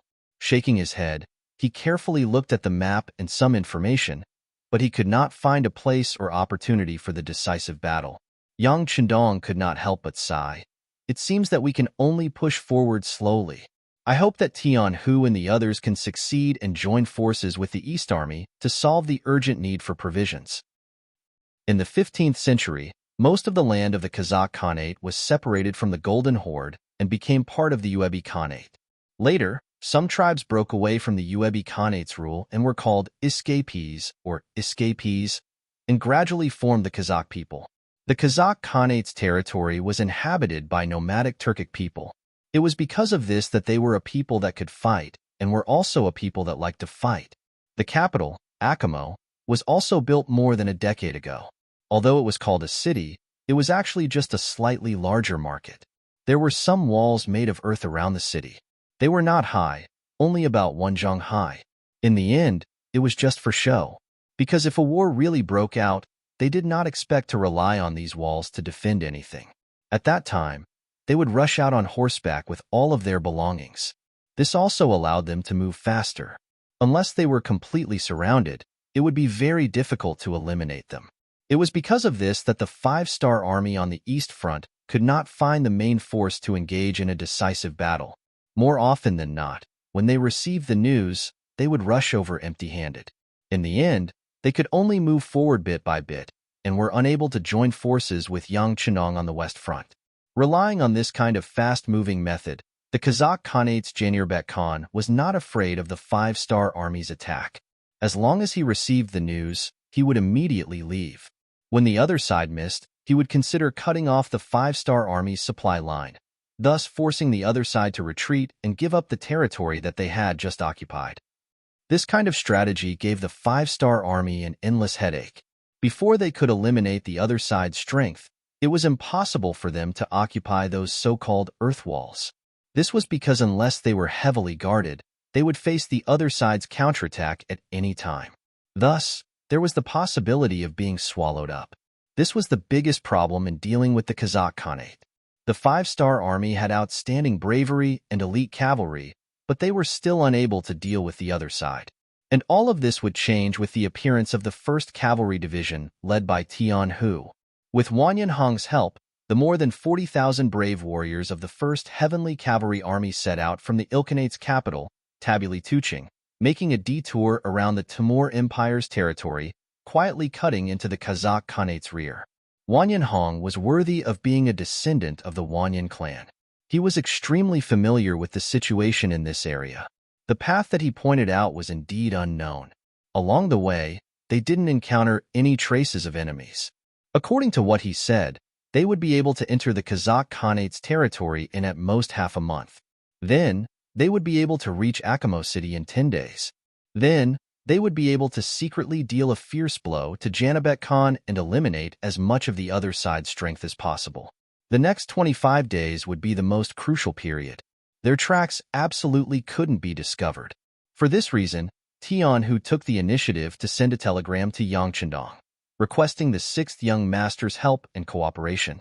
This was because apart from being discovered by the Kazakh cavalry, Tian Hu was also worried that they would be discovered by the Timur Empire's cavalry. After all, that Mandaratl wasn't a good person. Once he discovered their tracks, he feared that the entire 1st Cavalry Division would face the grim situation of being surrounded from all sides. After receiving Tian Hu's telegram, Yang Chenong ordered the army to attack from all sides in order to divert Mandaratl's attention. At the same time, all of the Air Force's hot air balloons were deployed as guides. In other words, once the hot air balloons discovered the target, they could also drop explosive packs from the air before the 5-star army's cavalry arrived. In short, they couldn't let the Timur Empire's soldiers be idle. They had to create a feeling of war everywhere. This way, they wouldn't have the time to care about anything else. This would create an even more favorable situation for the 1st Cavalry Division to advance. The 5-star army launched a frenzied attack. Almost every day, there would be large and small-scale battles. Under Mandaratl's command, the 250,000 Timur Empire's cavalry also launched multiple attacks. Using their understanding of the environment, they started a game of hide-and-seek with the 5-star army. They were very skilled in using Sun Tzu's art of wars. When the enemy advances, I will retreat. When the enemy retreats, I will disturb them. Just like that, half a month passed. The 5-star army launched many attacks, but the results were few and far between. The army was also exhausted. Yang Chendong finally received a telegram from Tian Hu. They had successfully passed through the Timur Empire and entered the Kazakh region. He ordered the army to retreat and find a safe place to rest and reorganize. After entering the Timur Empire, the 5-star army's first attack ended. When the news of them stopping the attack reached the capital, Ahmet, Khan Amur's face was beaming with joy. His frowning face for the past few months was swept away, and he cheered a few times. On the same night, the entire capital fell into a carnival. Especially great General Mandaratl. Everyone killed sheep, ate meat, drank wine, and played all night.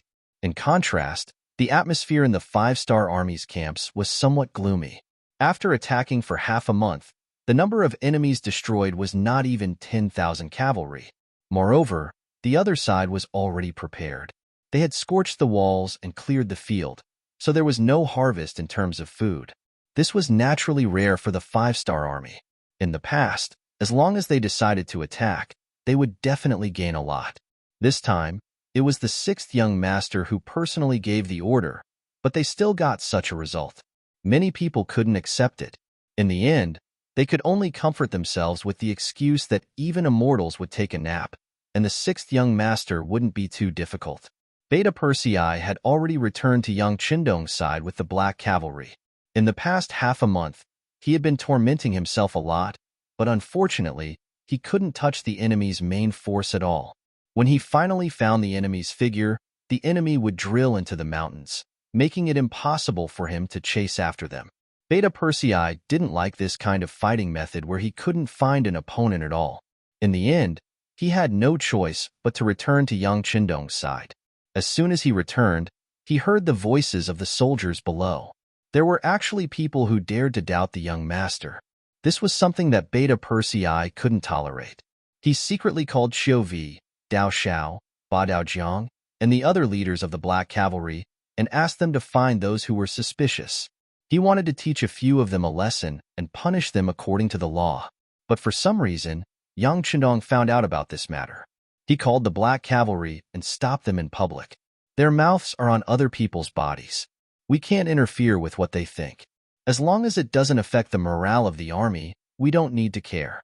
At least, whether they are right or not depends on the final result. Don't worry. Chapter 1508. Young Qindong said these words so confidently, but when they fell into the ears of Beta Persei and the others, they had no choice but to suppress the anger in their hearts. But at the same time, this confidence infected them. The matter of Tian Hu entering the Kazakh Khanate is top secret. In order to prevent it from being leaked, Yang Qindong didn't even tell Beta Persei about it. It's not that he doesn't trust them, but he's worried that after telling them, these people will talk about it in a moment of happiness. If this news gets out, it will be bad. Since it's easy to cause all kinds of problems, it's better not to say it. It just so happens that he also took this opportunity to see what kind of performance the other senior generals in the army will have. If someone is full of complaints because of a moment of dissatisfaction, or even has other ideas, it's tantamount to a pleasant surprise, and he can get rid of such a black sheep. For this reason, a total of 120 intelligence personnel were secretly sent to the various armies and began to investigate the reaction of all sides. Time passed day by day like this. 4 days later, outside the general's mansion in Herat City, Chuishij came with 2 jonins to collect some things. Before the war began, they were sent here to carry out the decapitation operation and get rid of the great enemy, Mandaratu.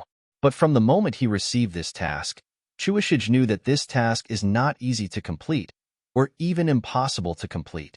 However, even though he knew this, he still had to come because this was Yang Qindong's intention. No matter what kind of thoughts this Han held, since he had spoken, he had to carry it out. Just like Yang Qindong never believes in aliens, Chuishij also doesn't completely believe in Yang Qindong. Although all the training costs are now paid by Yang Qindong, in fact, the two sides are more of a cooperative relationship. After all, ninjas have been taught for hundreds of years. In their bones, the Japanese Empire is their home, their root. Now they have to live for the people who once destroyed their roots, which is a bit unacceptable from a psychological point of view. On this point, not only was Chushi aware of it, he believed that the other 2 special ninja brothers, Kitamura and Yui Suzuki, were also aware of it. The 3 of them had made a lot of preparations for this. For example, they had secretly accumulated money and made all sorts of preparations to leave the 5-star army. It had to be said that in some aspects, Yang Qindong was very generous.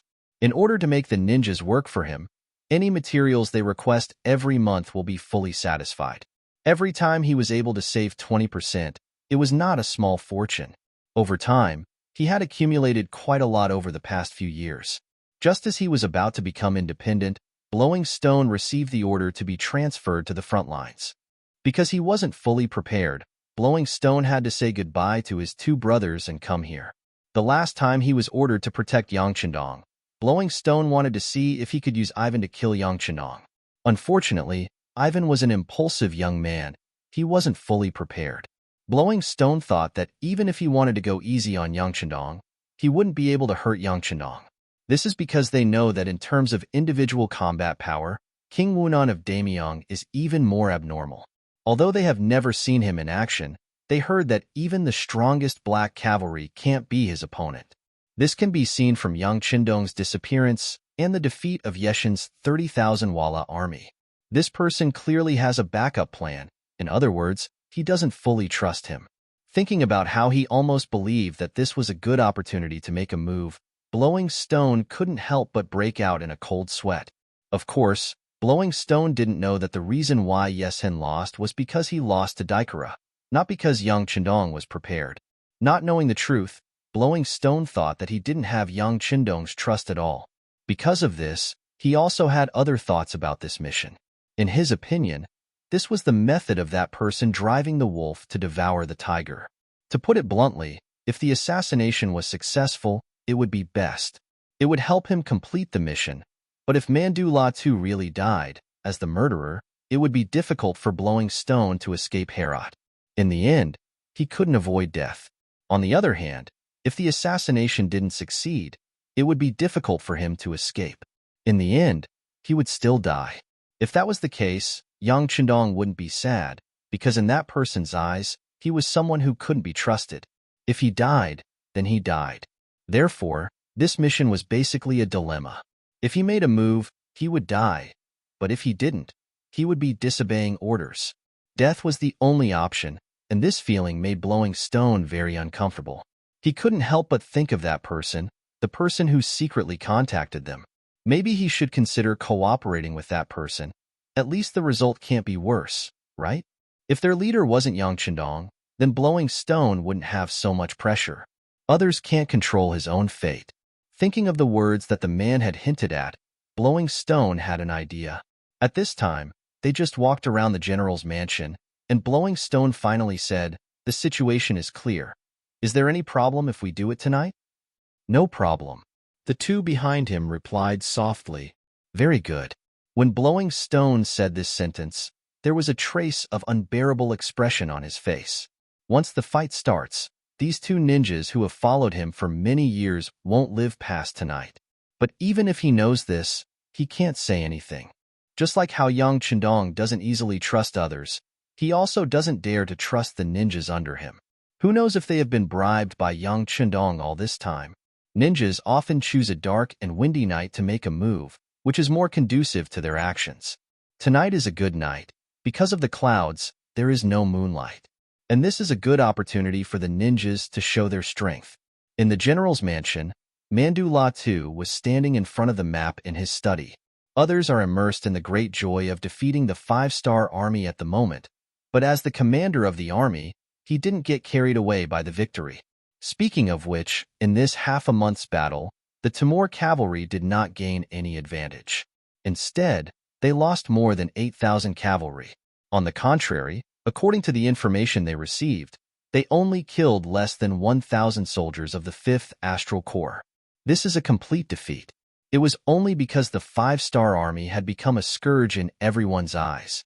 Therefore, in many people's eyes, if they could stall the 5-star army until they couldn't win, it would be their victory. That was why there was this celebration. This battle made Mandu Latu more aware of the strength and sharpness of the 5-star army. But at the same time, it also made him feel that something is wrong. He had studied the past of the 5-star army before. This was an army that always had a clear goal when they attacked. Why would they fight randomly this time? The battle that had lasted for half a month seemed to be completely random. Even if it was him, he wouldn't command such a chaotic battle. At least, they would try to test it, for example.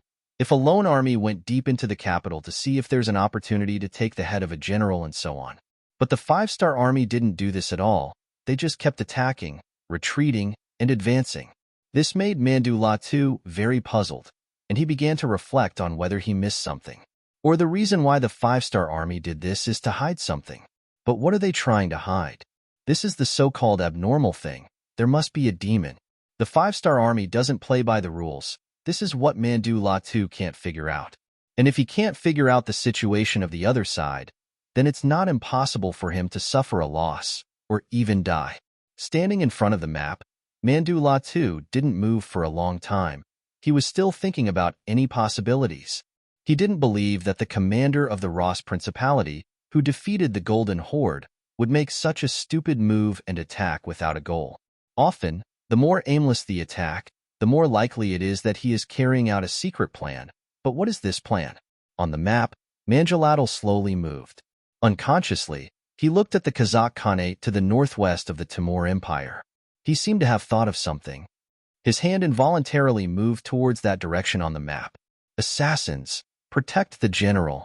It was at this moment that a sudden voice broke Manjalat's train of thought, causing his original inspiration to disappear completely. It was completely disrupted by the shouts outside the door, and it disappeared without a trace. Outside the door, the ninjas finally made their move.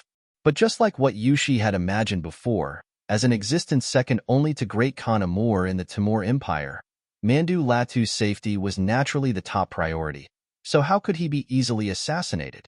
The 50 ninjas just arrived at the inner courtyard, but they were discovered by the guards in charge of the general's safety. In a short period of time, the entire inner courtyard was brightly lit. In such an environment, it was no different from daytime. Without the darkness that the ninjas relied on, they were like tigers with their teeth pulled out. They lacked a deadly weapon to deal with the enemy. The 50 ninjas were surrounded in all corners, but none of them were waiting for death. This may have something to do with the education they have been receiving. Even if they die, they will die on the way, and they will not choose to surrender. Without the cover of darkness, the ability shown by these ninjas is equivalent to ordinary elite soldiers. Under the siege of more and more Mongolian soldiers, one ninja after another died tragically in the inner courtyard. Some ninjas even closed their eyes after being stabbed several times. Chapter 1509. In a small courtyard on a street not far from the general's mansion, a black shadow wearing a black suit was sitting there with his eyes closed. He was one of the special ninjas of the Wa province. Just a moment ago, he had led 50 ninjas to sneak out of the great general's mansion. But unknowingly, he had retreated. Yes, he had betrayed his ninjas in order to save his own life. And all of this was not because he was afraid of death, but because he had a greater goal to achieve, such as the independence of the ninjas. In order to achieve this goal, he did not hesitate to sacrifice the lives of these 50 ninjas. And from this moment on, he would temporarily disappear from everyone's sight. He would look for that person, the person who had given them the hint. Perhaps that person was the only hope for them to escape from the great general's control and regain their freedom. In the great general's mansion, the assassination was over after half an hour. All of the ninjas were killed, and the Mongolian army had paid a price of 130 people. From this, it could be seen that the individual combat strength of a ninja was still very strong. Even if they were surrounded, even if they could not show their best side, they still managed to injure their opponents. Manjalatu was inspecting the corpses on the ground under the close protection of his personal guards. After the experienced people confirmed that these were the legendary ninjas of the Japanese Empire, there was not a trace of fear on Manjalatu's face. Instead, he laughed as if he had survived a disaster. He finally figured out why the 5-star army had done so much useless work for half a month. It turned out that this was their purpose. It was to make him relax his vigilance and create an opportunity for these ninjas. Fortunately, he had always been careful and cautious, so he was spared. As if he had finally figured out the matter, Manjalatu's face was full of a sense of relief. He wanted to see what tricks the 5-star army had up their sleeves. At the same time, he wanted to hang the corpses of these assassins on the city wall. He wanted to let everyone know that the Han people had tried to assassinate him. He wanted everyone to know that he, Manjalatu, was not afraid of being beaten, and he could not be killed. The personal guards moved quickly. In just the morning, the corpses of the 50 ninjas were hung on the city wall for all the Mongolians to see. Among them were members of Yang Xie's intelligence department. They quickly sent the news back by telegram and asked for instructions on what to do next. Yang Chendong was not surprised when he heard the news. If Manjalatu could be killed so easily, then he wouldn't be worthy of being the 5-star army's opponent. Let them investigate. Check all the deceased and record their appearances and specific numbers. They are all heroes. If they have family members, they should be compensated generously. This matter seemed to have passed just like that. In order to express his anger, Yang Chendong even intentionally sent out 5,000 cavalrymen to search for the main force of the Mongolian cavalrymen, intending to have a decisive battle. Unfortunately, even though Manchuratu was prepared, he still couldn't find anything. On the other hand, the five-star army didn't dare to advance too far due to the lack of food. In the end, they had no choice but to retreat. Along the way from the Golden Horde, they had already used up 70% of the food they brought. With less than 30% left, before new food arrived, it was impossible for the army to advance without a goal. Unless they could find the main force of the Mongol army and fight them, or they had new rations to replenish their supplies, the five-star legion could only retreat from here and find a way out. The battlefield fell into a stalemate. Mandola too looked at this scene silently. He even had a bold idea. Before winter came, if the five-star army still held on and didn't retreat, he would launch a large-scale counterattack. He wanted to see what kind of fighting strength an army without food and soldiers without enough to eat could have. On the battlefield, the five-star army's main force seemed to have fallen into a passive state. With the cooperation of Wanyan Hong, Tian Hu finally brought the main force of the World Cavalry Army to the outskirts of the Kazakh capital, Akhmo. On a nearby hill, Tian Hu used his binoculars and could already see the short earthen walls. He could also see many Mongolian citizens carrying out various transactions within the walls. This is the capital of Kazakh. Tian Hu asked with a hint of doubt when he saw how simple and crude everything was. In fact, it wasn't even as good as a village in Crimson City. This was of course not a question, but a sigh. Wanyan Hong saw this and didn't answer this question. Instead, he lowered his head in shame. Evidently, he also felt a bit embarrassed. After all, being poor wasn't something to be proud of. All right, don't be sad. Believe me, once the people of your Wanyan clan become the people of our Yang family, their lives will certainly become better and better. There will be earth-shaking changes. At that time, your clansmen will thank you for generations. Feeling the change in Wanyan Hong's mood, Tian Hu patted the latter's shoulder to comfort him. Then he said to the 4 division commanders who came with him, "Have you all seen the terrain clearly? Remember it well. We will have a meeting when we go back. Tonight, we will launch the attack." When he said this, Tian Hu also felt a bit relieved. This operation is a bit risky. Now that I think about it, I only listened to Wanyan Hong's side of the story. If something goes wrong, I'm afraid that the entire number 1 cavalry army will suffer a heavy loss. It's not an exaggeration to say that the 4 divisions and I might even lose our lives here. Fortunately, Wanyan Hong didn't disappoint him. The matter was finally completed. The target was right in front of him, and he didn't show any signs of vigilance. This made Tian Hu very confident about the next attack plan. After bringing the 4 division commanders back to the camp 12 miles away, Tian Hu immediately ordered all the soldiers to take out all the food and finish it in one meal. This was to ensure that they had enough energy to complete the mission. In fact, even if they took out all the food, they would only be 70% full. After running continuously for such a long time, the World Cavalry Army's rations had already been depleted. This was the importance of logistics in a war. Since Yang Chendong established the 5-star army, he had never been so worried about food.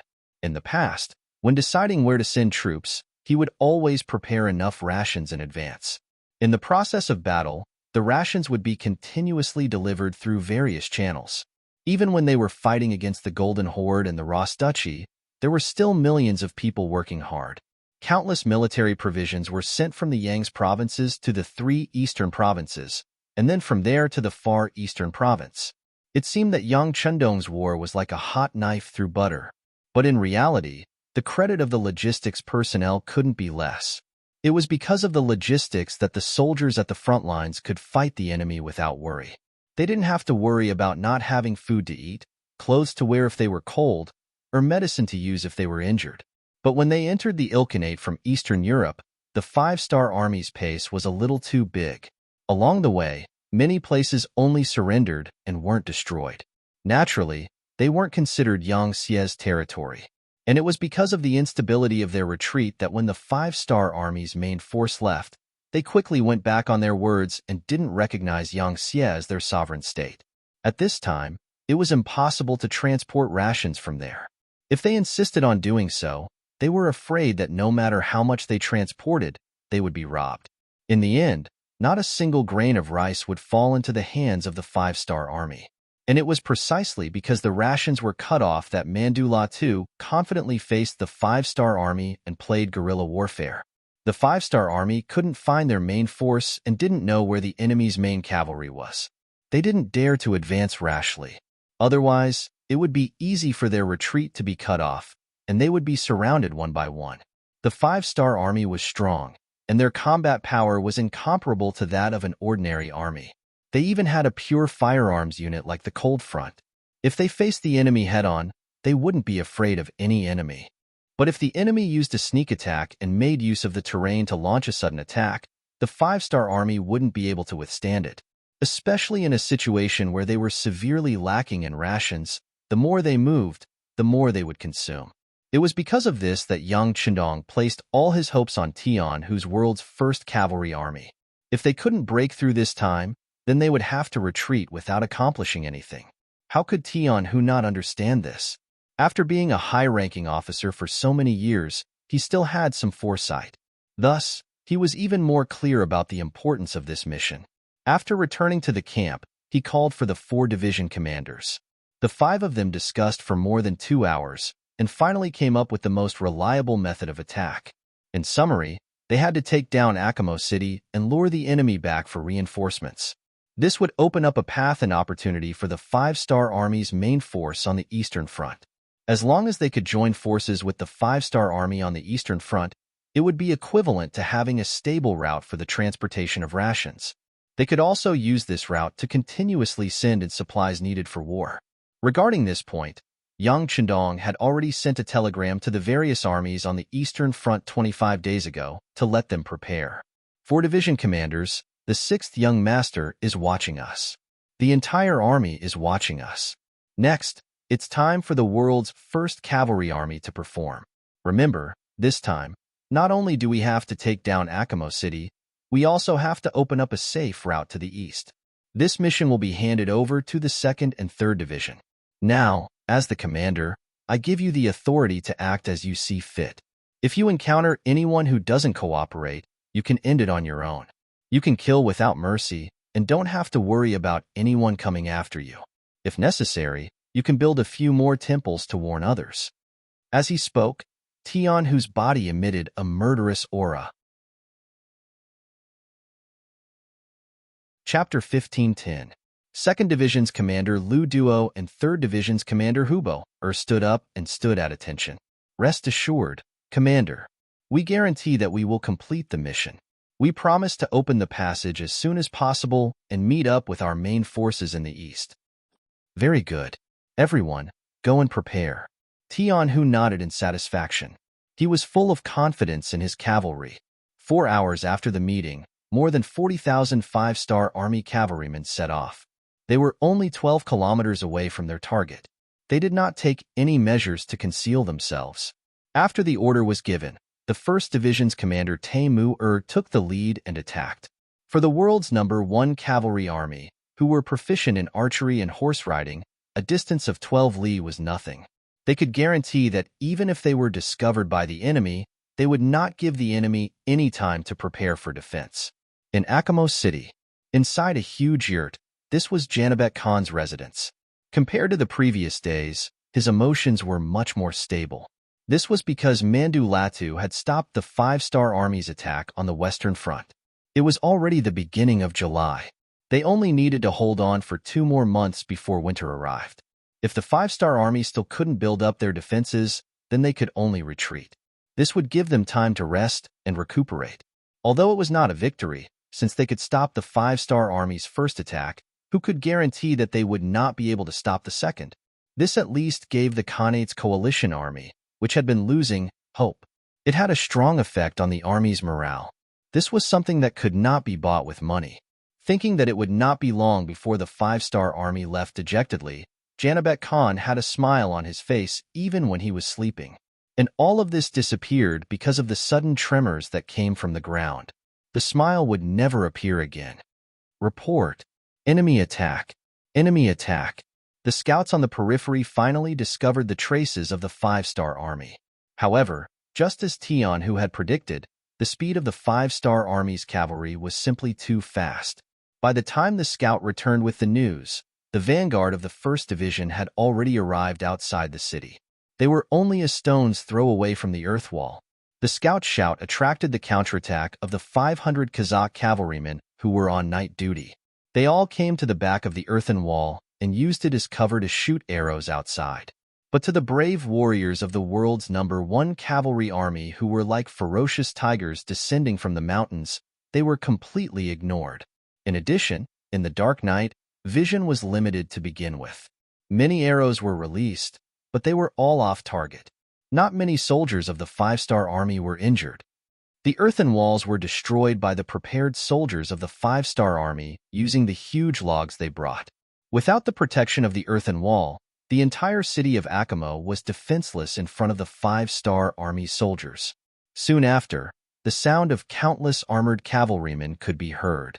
At this time, Janibek Khan had just crawled out of his bed. When he heard the news of the 5-star army's attack from his personal guards, his eyes widened in disbelief. How could the 5-star army appear here? The Ili Empire to the east and the Timur Empire to the west. How did the 5-star army bypass them and arrive in front of him? What was going on? Could it be that these cavalrymen flew here? With all kinds of puzzlement in his heart, Janibek Khan escaped under the protection of his personal guards 15 minutes before the arrival of the 5-star army. Because he left in a hurry, he did not have time to take many things with him. Even his blanket still had a trace of warmth. The 1st Division's commander, Taimur, was the first to rush into the Khan's tent. When he saw that there was no one there, he strode forward and touched the blanket. He frowned and said, "It's still warm. What a pity." Even the great Khan had fled without any resistance or counterattack, not to mention the Kazakh cavalry in the city. There were less than 10,000 of them, and in less than 2 hours of fighting in front of the more than 40,000 ferocious soldiers of the world's #1 cavalry army, they either died, fled, or surrendered. In the end, the 80,000 Mongolian civilians in the city were all captured and enslaved by the 5-star army. The battle went very smoothly. When Tion who walked into the Khan's tent, he was in high spirits. As he walked, he ordered, "Immediately find all the food in the city. Let the 2nd Division and the 3rd Division eat first. After that, let them set out the day after tomorrow. We must take advantage of the time when the enemy is unprepared to kill our way out. Also, call the 1st Division and the 4th Division over. We also need to discuss the issue of defending the city. This earthen wall is really not sturdy. We must immediately rebuild it and use everything we can, including the civilians in the city to dig trenches. No matter what, before the army arrives, we must be nailed here like a nail." When he said this, Tion whose eyes were filled with determination. If the surprise attack on Akmo was the first step to success, then defending this place was the second step. It was also the most difficult step. Tion who could even imagine that once the enemy knew that there was such a nail in their heart, they would not be able to resist pulling it out. When Akmo fell, Janibek Khan only managed to escape with less than 1,000 Kazakh cavalry. When the news began to spread, Mandu Lado, who heard the news, immediately smashed the desk in front of him and shouted angrily, "Trash, a bunch of trash." After venting his anger, Manjaladal calmed down and felt the threat. He did not know how the 5-star army had bypassed his front line. He had to find a way to eliminate them. He absolutely could not tolerate a fierce tiger lying by his side. He also could not allow the 5-star army on the east and west to converge. Otherwise, it would be the beginning of a disaster. At this moment, Mandula too finally understood that the crazy and brainless attacks of the 5th Star Army in the past half a month were not to cover up those killers, but to attract his attention so that the cavalry of the 5th Star Army could pass right under his nose. It had to be said that even though he was very careful, he was still careless and fell into the 5-Star Army's trap. Or it could be said that he fell into the trap of King Wunan of Damyang. Men, send out 80,000 cavalry. No matter what, We must capture Akmo City and kill all the 5-star army's cavalry there. Kill them all. After enduring for so long, Manjaladal finally decided to reveal his fangs. His first target was the world's first cavalry army that was nailed into Akmo City like a nail. Once this nail was pulled out, the next target would be the 20,000-strong 5-star army's cavalry that was about to attack from behind and join the 5-star army on the east front. Manjaladal did not believe that it was only 20,000 cavalry. Could they really overturn the heavens? The same news also spread to the 5-star army's camp on the west front. At this moment, everyone knew that the 6th young master's actions had such a deep meaning. Some of the officers who had complained could not help but feel ashamed. For this reason, many officers actually knelt in front of the main tent and apologized to Yang Chendong in person. In response, Yang Chendong only arranged for Beta Persei to come forward and admonish them. He had already investigated and found that these complaining officers had the intention of thinking for the army. No one had any ulterior motives because of this. This did not cross his bottom line, so naturally, he would not punish them too harshly. This was probably the effect of Gray's death. Although there were quite a few people who suspected that Yang Chendong was the culprit behind Gray's death, after considering that he had indeed done something that was not allowed by military discipline, coupled with his frightening arrogance in the later stages of his life, such a person's death was not worth pitying. Furthermore, although Gray had died, he had died fighting for the 5-star army in name. As a result, his family had received quite a bit of compensation. With this, they had both money and face, and no one would step forward to seek justice for them. On the contrary, what everyone needed to consider was that they could not easily make mistakes in their work in the future. For this reason, many officers who joined the army later went to check the military discipline of the 5-star army. This was very gratifying. Ely County. King Baoli's face was full of worry, and it lingered for a long time. Ever since his prime minister, Syed Ali Alip, had suddenly disappeared, all the pressure had been placed on him. When the military matters, the local matters, and the pressure exerted by some nobles all came pressing down on him, he quickly had a lot of white hair on his head, and he looked much older. Regardless of whether it was day or night, he dealt with all kinds of matters. However, not only did he not manage to deal with them well, there were more and more of them. This was especially so when he heard that the 5-star army had entered his territory from the Kazakh Khanate. He felt that the pressure was about to completely crush him to the ground. Originally, he thought that with the appearance of the Timur Empire's Great Khan, the Khanates would temporarily be united, and more Khanate alliance cavalry would enter his territory. His country would be saved. However, from the looks of it, he had underestimated the 5-star army. Or, it could be said that he had overestimated the so-called invincible Khanate alliance. Truly a bunch of trash. He had the same size as Mandu La Tuesday. When he heard that the 5-star army only had 20,000 cavalrymen, they had chased Khan Janierb all over the place, causing them to lose most of their territory in a short period of time.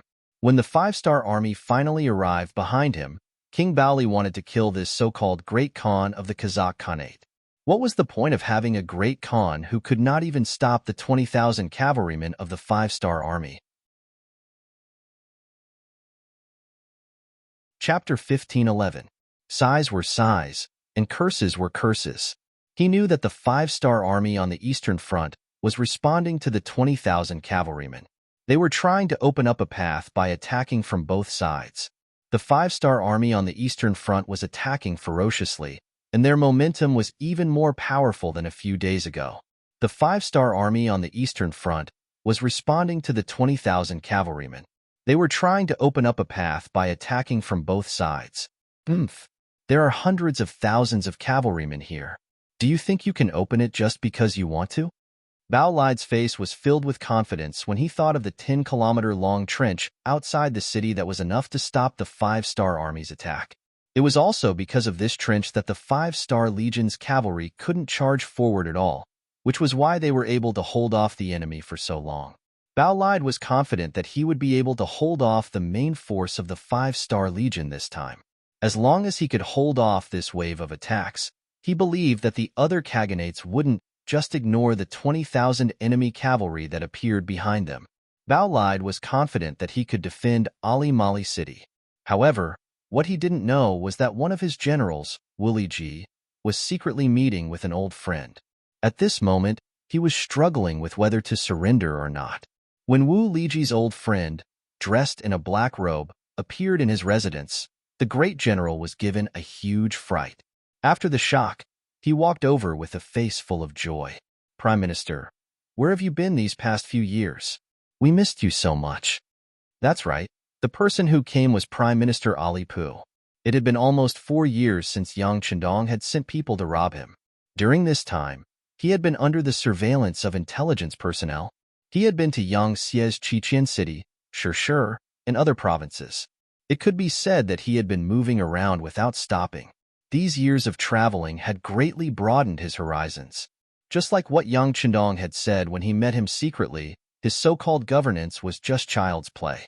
Under his governance, the nobles would still be high and mighty, and the common people would still live a life without hunger.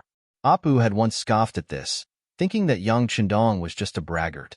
At least from what he knew of history, there had never been any nation or country that could eliminate the privileges of the rich and powerful and allow all the ordinary people to live a prosperous life. For example, they did not lack food, clothes, and houses. In his opinion, no one could do this. Anyone who could make 50% of the people live such a life would be a great ruler. If he could make 60% of the people reach this standard, then he would be a great emperor. If he could make 70% of the people reach this standard, then he would not even dare to think about it. However, after visiting for 4 years, he found that Yang Chendong was not just bragging. Instead, he really did what he said. Although the common people's wealth did not reach 100%, it was at least 80%. Moreover, this percentage was still increasing year by year. In other words, as long as they were hardworking people, dutiful people, and people who were willing to work hard, they would be able to live a prosperous life. This was something that he didn't even dare to think about before. Now, someone had actually realized it and even let him see it. This had greatly affected him. How he wished that the common people of his country could also live such a life. That way, even if he died immediately, it would be worth it. But in his heart, he knew very well that this was impossible. Not to mention other things. Just the privileges of the rich and powerful were something that no one could abolish. If someone really did this, they would be overthrown by the rich and powerful. Even if he and the king worked together, they would not be able to do it. Even so, a bold idea appeared in his mind. If he could not do it, he might as well give it to someone else, such as the leader of Yang Xie, Yang Chendong. After having this idea, Apu quickly shook his head, wanting to suppress it. Wasn't this the same as selling out his country? Wasn't this the same as giving his country to someone else? This was the act of a traitor. Apu wanted to suppress this sudden thought, but after it appeared, he discovered that it wasn't something he could suppress even if he wanted to. This was especially so when he visited other provinces under Yang Xie. He saw many common people who had migrated from other places and lived with them. When he asked them whether they still remembered where they were from, whether they wanted to return to their homeland, or whether they wanted to rebuild their country, the answers he received were the same. Of course I want to go home. After all, it's my homeland. But if I have to live a life where I can't eat or wear clothes, I'd rather stay here. Here, my family and I lived a good life. We didn't have to worry about our next meal, nor did we have to worry about our wealth being swallowed by the rich and powerful. We also didn't have to worry about our own safety and whether or not enemies would suddenly attack. This is the life I want. As for the past, forget about it. Just treat it as a memory. That's right, it's a painful memory. When this answer did not come from one person, but from 10 people, at least 9.5 gave the same answer. Apu knew that the common people's eyes were clear, and Yang Chendong's actions were correct. If it was wrong, why would the common people speak up for him? Why would he receive the support of the common people? Why would the common people be truly satisfied to the point where they would forget their homeland and their country? After slowly going from not understanding to understanding, Apu began to believe in his thoughts. Yang Chendong was correct, and this method could also be applied to his country. Although the price he had to pay was the loss of his royal authority, compared to the common people being able to live a better life, it was all worth it. Back then, Wasn't his wish to let the common people live a better life? For this, he swore that he would sacrifice everything, including himself. Since there was such an opportunity, what was he waiting for? 4 years later, Apu finally thought it through and sent a telegram to Yang Chendong. He explained his views and thoughts and was willing to pay any price. He wanted to do something for this matter. Yang Chendong was naturally very happy that Apu was able to think this through. This was also one of the important reasons why he wanted to capture Apu. He immediately arranged for people to escort Apu to the eastern front lines, preparing to return. After receiving the order, the commander of the foreign army, Bai Shuang, received the order and Apu appeared in front of Wu Liji. When he entered the city, even though Apu was in a carriage, he could still see the current situation of the common people through the window. Compared to 4 years ago, the common people here were even more bitter. They were all thin and sallow, and some could even be blown away by a gust of wind. Their eyes were empty and lifeless, as if they were walking corpses. They had no aspirations, no dreams, and no expectations for tomorrow. Compared to the common people of Yangxie, they were all full of energy, and their bodies were broad and strong. They were like people from 2 different worlds. This also strengthened Apu's thoughts. He also hoped that the common people here could enjoy the same treatment as the common people of the other provinces of Yangxie. That's right, in Yang Chendong's words, it was called liberation. It was liberation. It had to be liberation. With this firm thought, Apu met Wu Liji and saw the other party's enthusiasm. Speaking of which, for Wu Liji to have his current status, it was naturally because of King Boride's approval, but it was more because of Apu's recommendation and promotion. In a sense, he was the one who recognized Wu Liji. It was for this reason that the first person Apu chose to meet was Wu Liji. He firmly believed that even if Wu Liji didn't agree with his point of view, he wouldn't betray him. Seeing Wu Liji's excited expression, Apu reached out and patted him on the shoulder. "General Wu Liji, is there a safe place? I have something to say to you in private." "HM? Oh, there is. Please come with me." Wu Liji's expression instantly became much more solemn. He already had a vague feeling in his heart. The two soon appeared in a secret room in the residence. Without permission, no one was allowed to approach this place. Otherwise, Wu Liji's personal guards would kill them for threatening the general's safety.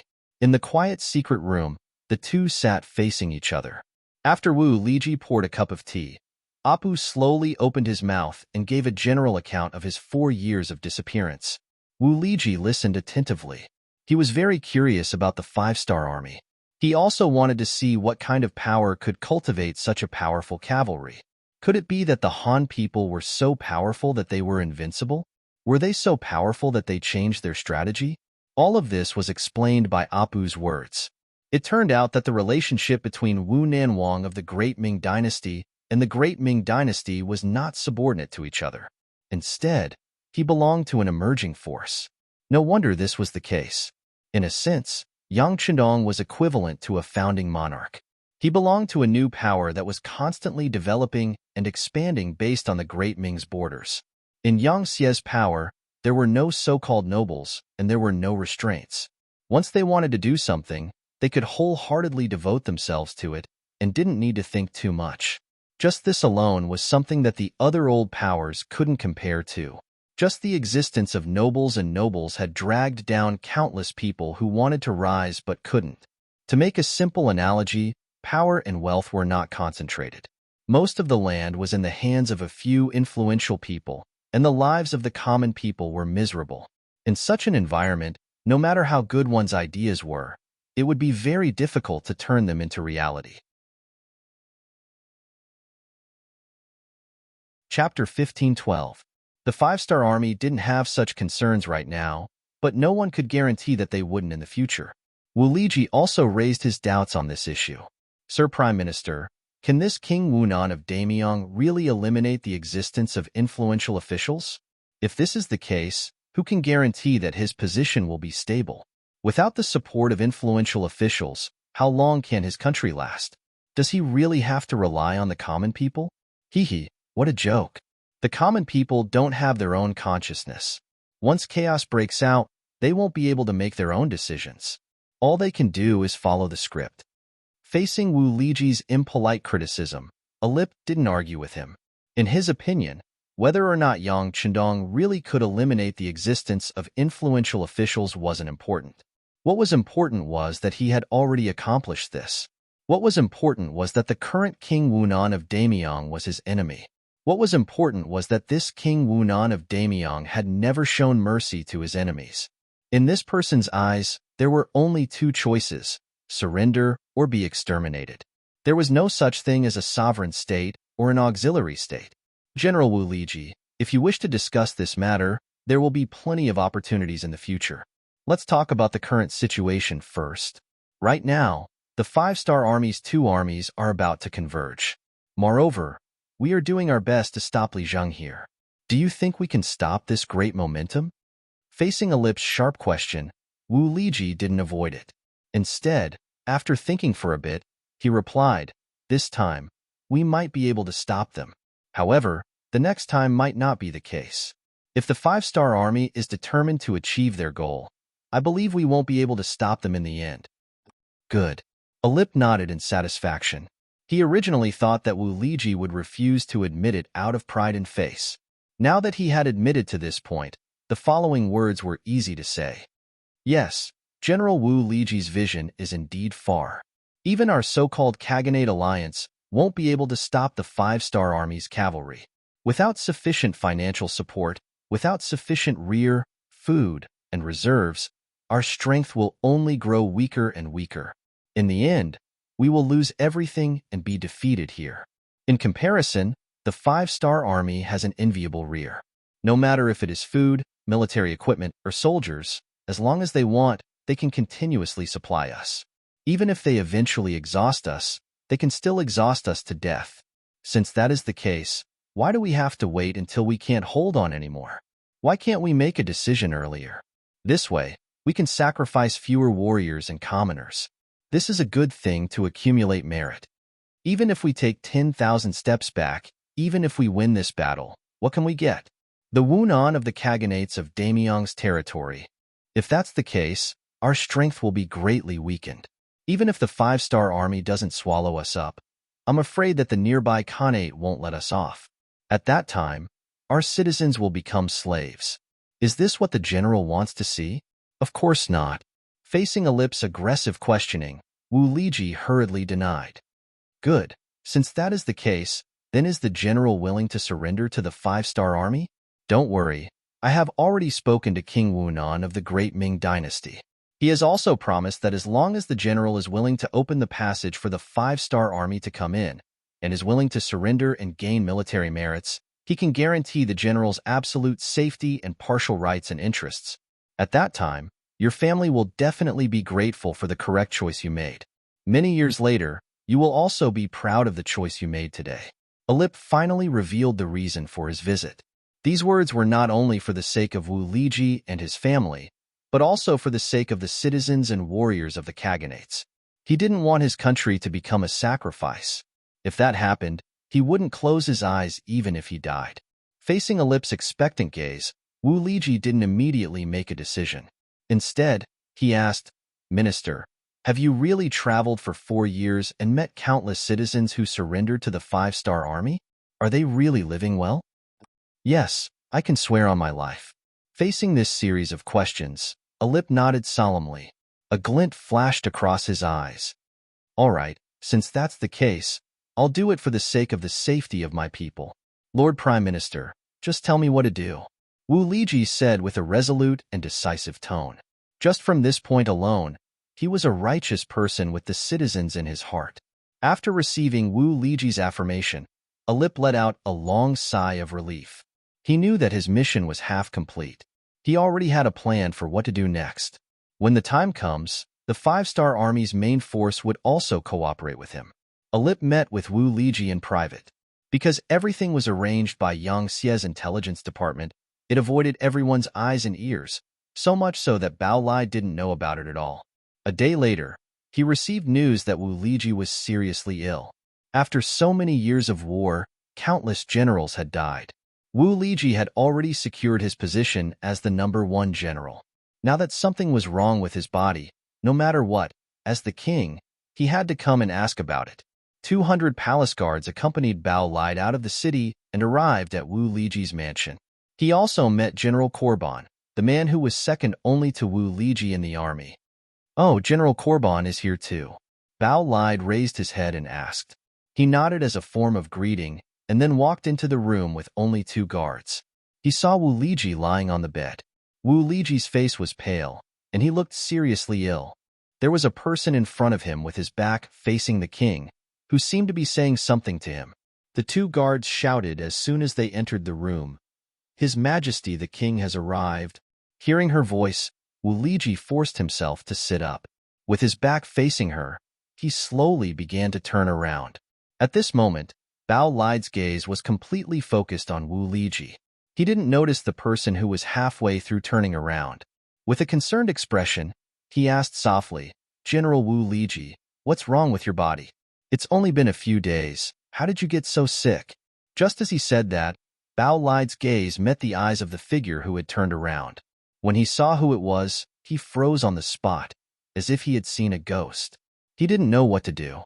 Not only was King Baoli stunned, but the 2 guards he brought with him were also rooted to the spot with a look of shock on their faces. This was because they recognized who it was. Who else could it be other than the Prime Minister? Paul? "Prime, Your Majesty the King, it's been 4 years. Have you been well?" Paul was naturally much calmer. It was obvious that he had expected this scene. At the same time, 4 bodyguards rushed out from the corner of the room. While the 2 palace guards were still in a daze, they instantly pinned them to the ground. The commotion behind him caught the attention of King Baoli. He turned around and saw his guard being restrained.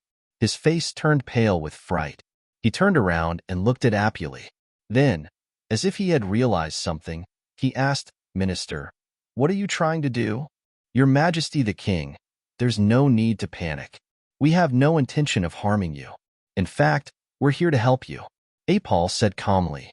He pointed at a chair beside him as if to say, "Let's sit down and talk." Seeing Apu's calm expression, King Boride sighed and sat down. Since he was here, he should take things as they came. He understood his prime minister too well. Since he had appeared, he must have made preparations. If he did not cooperate and insisted on shouting, it would only force the other party to do something unfavorable to him. King Boride sat down on his chair. From Apu's eyes, he knew that he was halfway done. Just like how the other party understood him, he also understood the king very well. This was an ambitious king who could judge the situation and size up the situation. He was not an impulsive person. He knew what could be done, what could not be done, and even what should be done at the right time.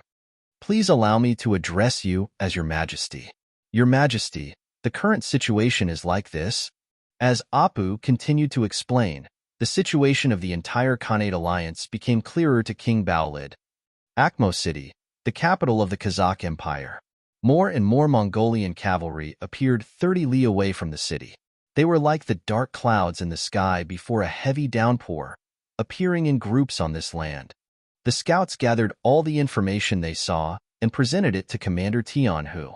One by one, small black flags were inserted into the military sand table that had been prepared long ago.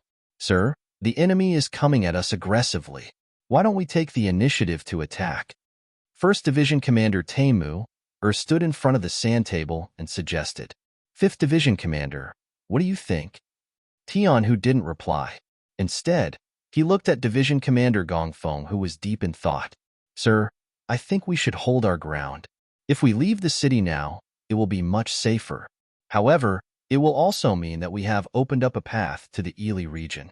Once the Mongolian army is free, they will be able to attack the 2nd and 3rd divisions. If that happens, they will be in a precarious situation." Gongfeng shook his head. His opinion was different from Division Commander Taimu Er's. Chapter 15:13. This time, without waiting for Tian Hu to ask, Taimu asked anxiously, "Defend? How? We only have about 20,000 men, but the enemy has 80,000. This doesn't even include the allied armies from other khaganates. Besides, our world's #1 cavalry army focuses on offense. Defense isn't our forte." Er's words made sense. The world's #1 cavalry army was second only to the Black Cavalry in terms of cold weapons.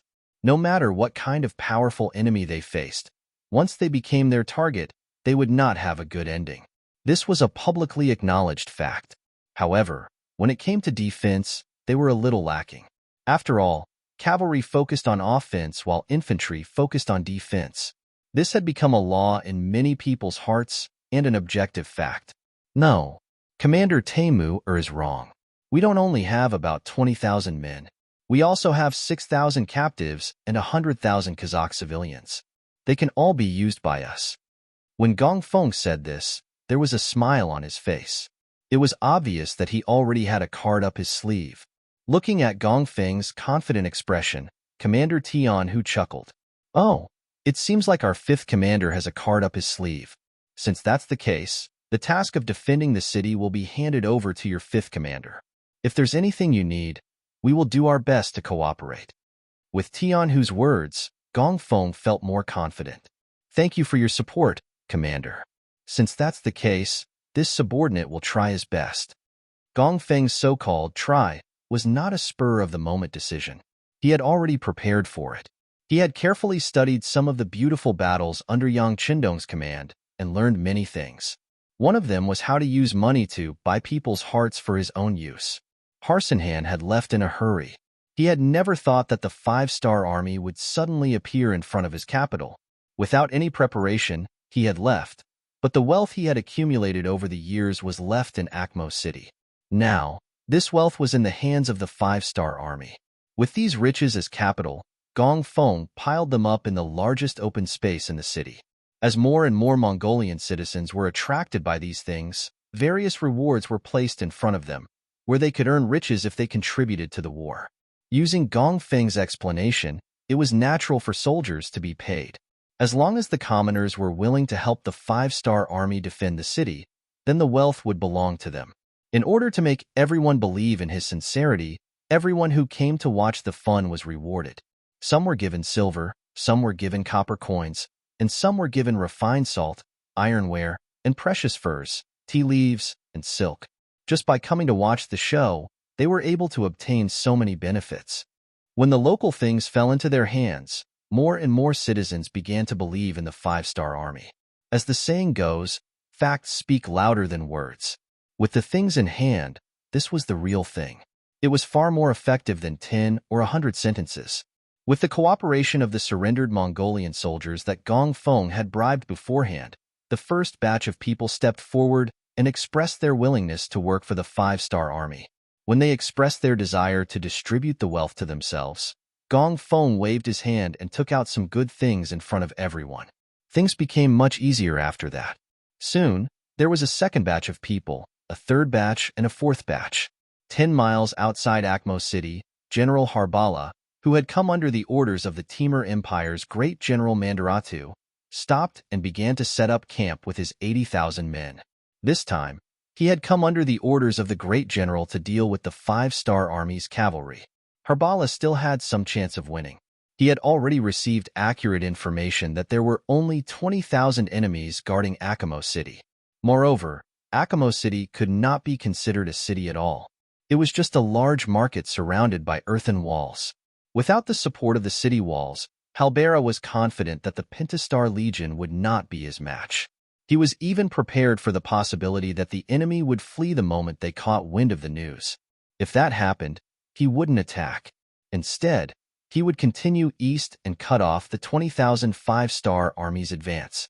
He would eliminate all potential threats. With his own thoughts and plans, Harbara took the initiative to stop when he was 10 miles away from Akamo. He wanted to create momentum and achieve his goal of defeating the enemy without fighting. However, the development of the situation didn't seem to go according to his plan. Facing the arrival of his army, the 5-star army didn't seem to have any intention of retreating. Instead, scouts reported that the enemy was reinforcing the city walls. There were even trenches outside the city that stretched for 5 miles. How dare they? Harbala was furious when he heard the news. Sheep should flee when they see a wolf. This was a law that had never changed. But now, someone wanted to violate this law. How could he tolerate it? Send people to fill in the trenches. We must pave a smooth path for the army to advance. At the same time, urge the other reinforcements to move faster. This time, this general will eat up these arrogant 5-star army. I want them to know the consequences of provoking us. I want them to kneel at my feet and beg for mercy. Ha ha ha. Harbala was determined to eat up the 5-star army in front of him. In the city, Division Commander Gongfeng wasn't idle either. He was still organizing people to dig the trenches. Under the direct stimulation of wealth, the hundreds of thousands of people in the city who had the strength to do so were mobilized. If the Khanate army had hot air balloons, they would have seen the bustling scene in the city. 10 days passed in the blink of an eye. Under Harbala's constant urging, not only were the trenches 5 miles outside the city filled up, the first reinforcements of the Khanate army, the 20,000 cavalry of the Khanate of Kazan, also arrived outside Akmo under the leadership of General Hafertel. With 100,000 soldiers and no more obstacles in front of him, Harbala was very pleased with himself. He ordered a good night's rest. The next morning, they would attack the city. In one night, for his own safety and to prevent the 5-star army from breaking out, Harbala arranged for 30,000 cavalry to set up an ambush and set up a trap. However, it was a pity that the 5-star army did not make the slightest movement until daybreak. Ha ha ha, General, the 5-star army must be afraid. Hayfordel looked up to the sky and laughed. At the same time, he looked down on Harbala's cautiousness. In his opinion, a 2-legged sheep would always be a 2-legged sheep. When had you ever seen a sheep that could eat a wolf? Knowing that he was being laughed at, Harbala ignored Hayfertel and ordered his 10,000 cavalry to charge. He wanted to take the first merit and prove that the cavalry of the Timur Empire was the strongest. The wall was only 10 feet tall, but under the impact of the huge logs, a huge crack quickly appeared. Then, a gap of 20 to 30 feet appeared, allowing the cavalry to charge through. War drums sounded, and the 10,000 Timur cavalry charged in high spirits. But when the cavalry entered the earth wall, they were surprised to find that not a single one of the 5-star army cavalry could be seen. Just as many of the cavalrymen were confused and didn't understand what was going on, cries of agony rang out one after another. Many of the cavalrymen who were eager to contribute fell into the deep pits while charging and were stabbed to death by the sharpened logs that had been set up in the pits. They were severely injured. It won't work here. Try from another direction. The captain leading the cavalry roared and ordered the cavalry to change the direction of attack. But without exception, the path forward was filled with deep trenches. In other words, after the trenches on the outside, there were also countless trenches in the city. No one knew how long these trenches were. Akmo City was very poor. It didn't have any proper city defenses, and there weren't many houses that were pleasing to the eye. But it had one advantage, and that was that it was large enough and long enough. Perhaps this had something to do with the fact that the Khans liked to fight for territory. Whenever they arrived at a new place, they would always try to carve out as much territory as possible for them to use. As the capital of the Kazakh Empire, Akmo City was naturally not small. This allowed Commander Gongfeng to have enough space to trade for time. Hearing the cries of the injured soldiers and seeing the countless trenches and trenches, the captain leading the cavalry retreated from the city with a headache and reported what he saw to Harbala. There's such a thing? The result was completely different from what he had imagined. At this moment, Harbala felt as if his heart was being scratched. The feeling of knowing that the enemy was right in front of him, but he couldn't see or hit them made him feel very uncomfortable. Continue to fill the trenches. This general doesn't believe that the 20,000 5-star army can be stronger than our 100,000 soldiers. Harbala had no choice but to use the stupidest method, which was to continue to fill the trenches. He didn't think that the 5-star army could make the 100,000 Kazakh civilians in the city work for them. In his mind, his own people were the most unyielding and wouldn't be used by the Hans. Just like that, the 100,000 cavalry dismounted and put down their sabers, becoming engineers and starting to fill the trenches. Meanwhile, the 100,000 Kazakh civilians in the city continued to dig the trenches. One dug and one filled, as if they were in some kind of competition. The original cavalry charge had become a competition, completely going against the original intention of the war. It also bought a lot of time for the 20,000 cavalry of the world's first cavalry army. Chapter 15:14. The digging competition was still going on, and when Harbara put all the cavalry into it, the progress was noticeably faster. On the 13th day, they could finally see the figures digging in the distance. This gave the cavalry of the Khanate a glimmer of hope, and they became even more motivated to work. But at the same time, what made them depressed was that when the distance between the two sides could be seen clearly with their eyes, they discovered that the ones digging the tunnel were not the five-star army, but seemed to be some Kazakh civilians wearing clothes similar to theirs. This discovery made Harbala very angry. How could his own people be controlled by the Han people? This is a kind of blasphemy. Seeing Harbala so angry, the general of the Khanate came up with an idea, a stupid move. General, why don't we shout to the people on the other side? Presumably they were forced by the five-star army. As long as we promise to surrender to them, we can forgive their crimes. On the contrary, if they continue to help the Han people, we will kill them without mercy. I think they will make the right choice, and in this way, they will not be used by the enemy. Oh, good idea, good idea, good idea. Haha, come, go and shout according to General Harbala's idea. Remember, when you threaten them, use a more ruthless tone. These people are afraid of death. They will definitely not be used by the five-star army. Ha ha ha. Whether it was in Harbala's eyes or in Harbala's eyes, the people were the most afraid of threats. As long as enough pressure was applied, they will definitely yield. And without the obstruction of the trenches, the more than 20,000 five-star army in front of them were like a group of sheep waiting to be slaughtered, and they could do whatever they wanted to them. It must be said that the two generals may be good at leading troops, but when it comes to understanding people's hearts, they are too far behind. At least compared to Gongfeng, they are not at the same level.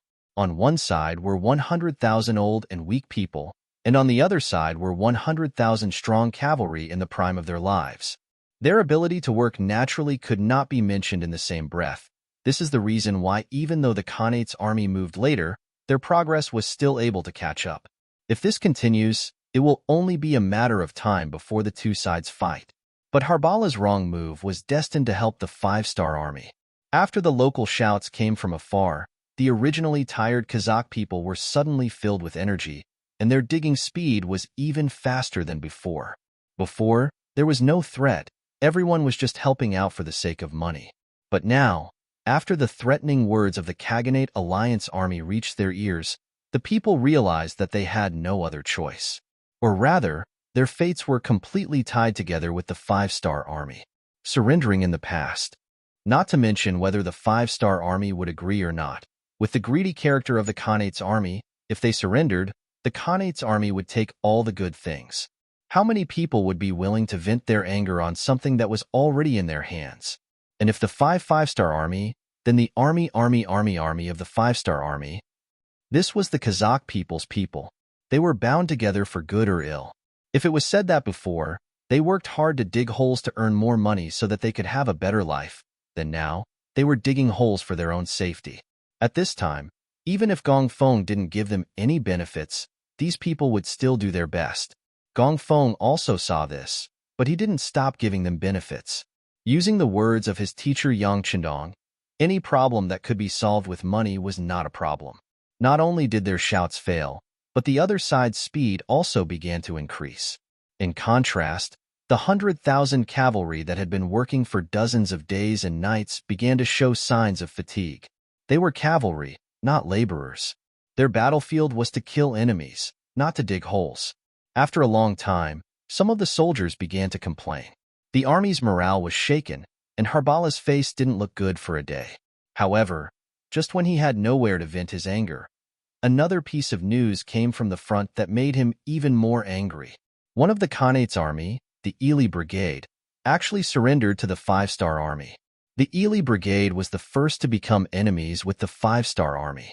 At that time, the Khanate's army and the five-star army weren't enemies.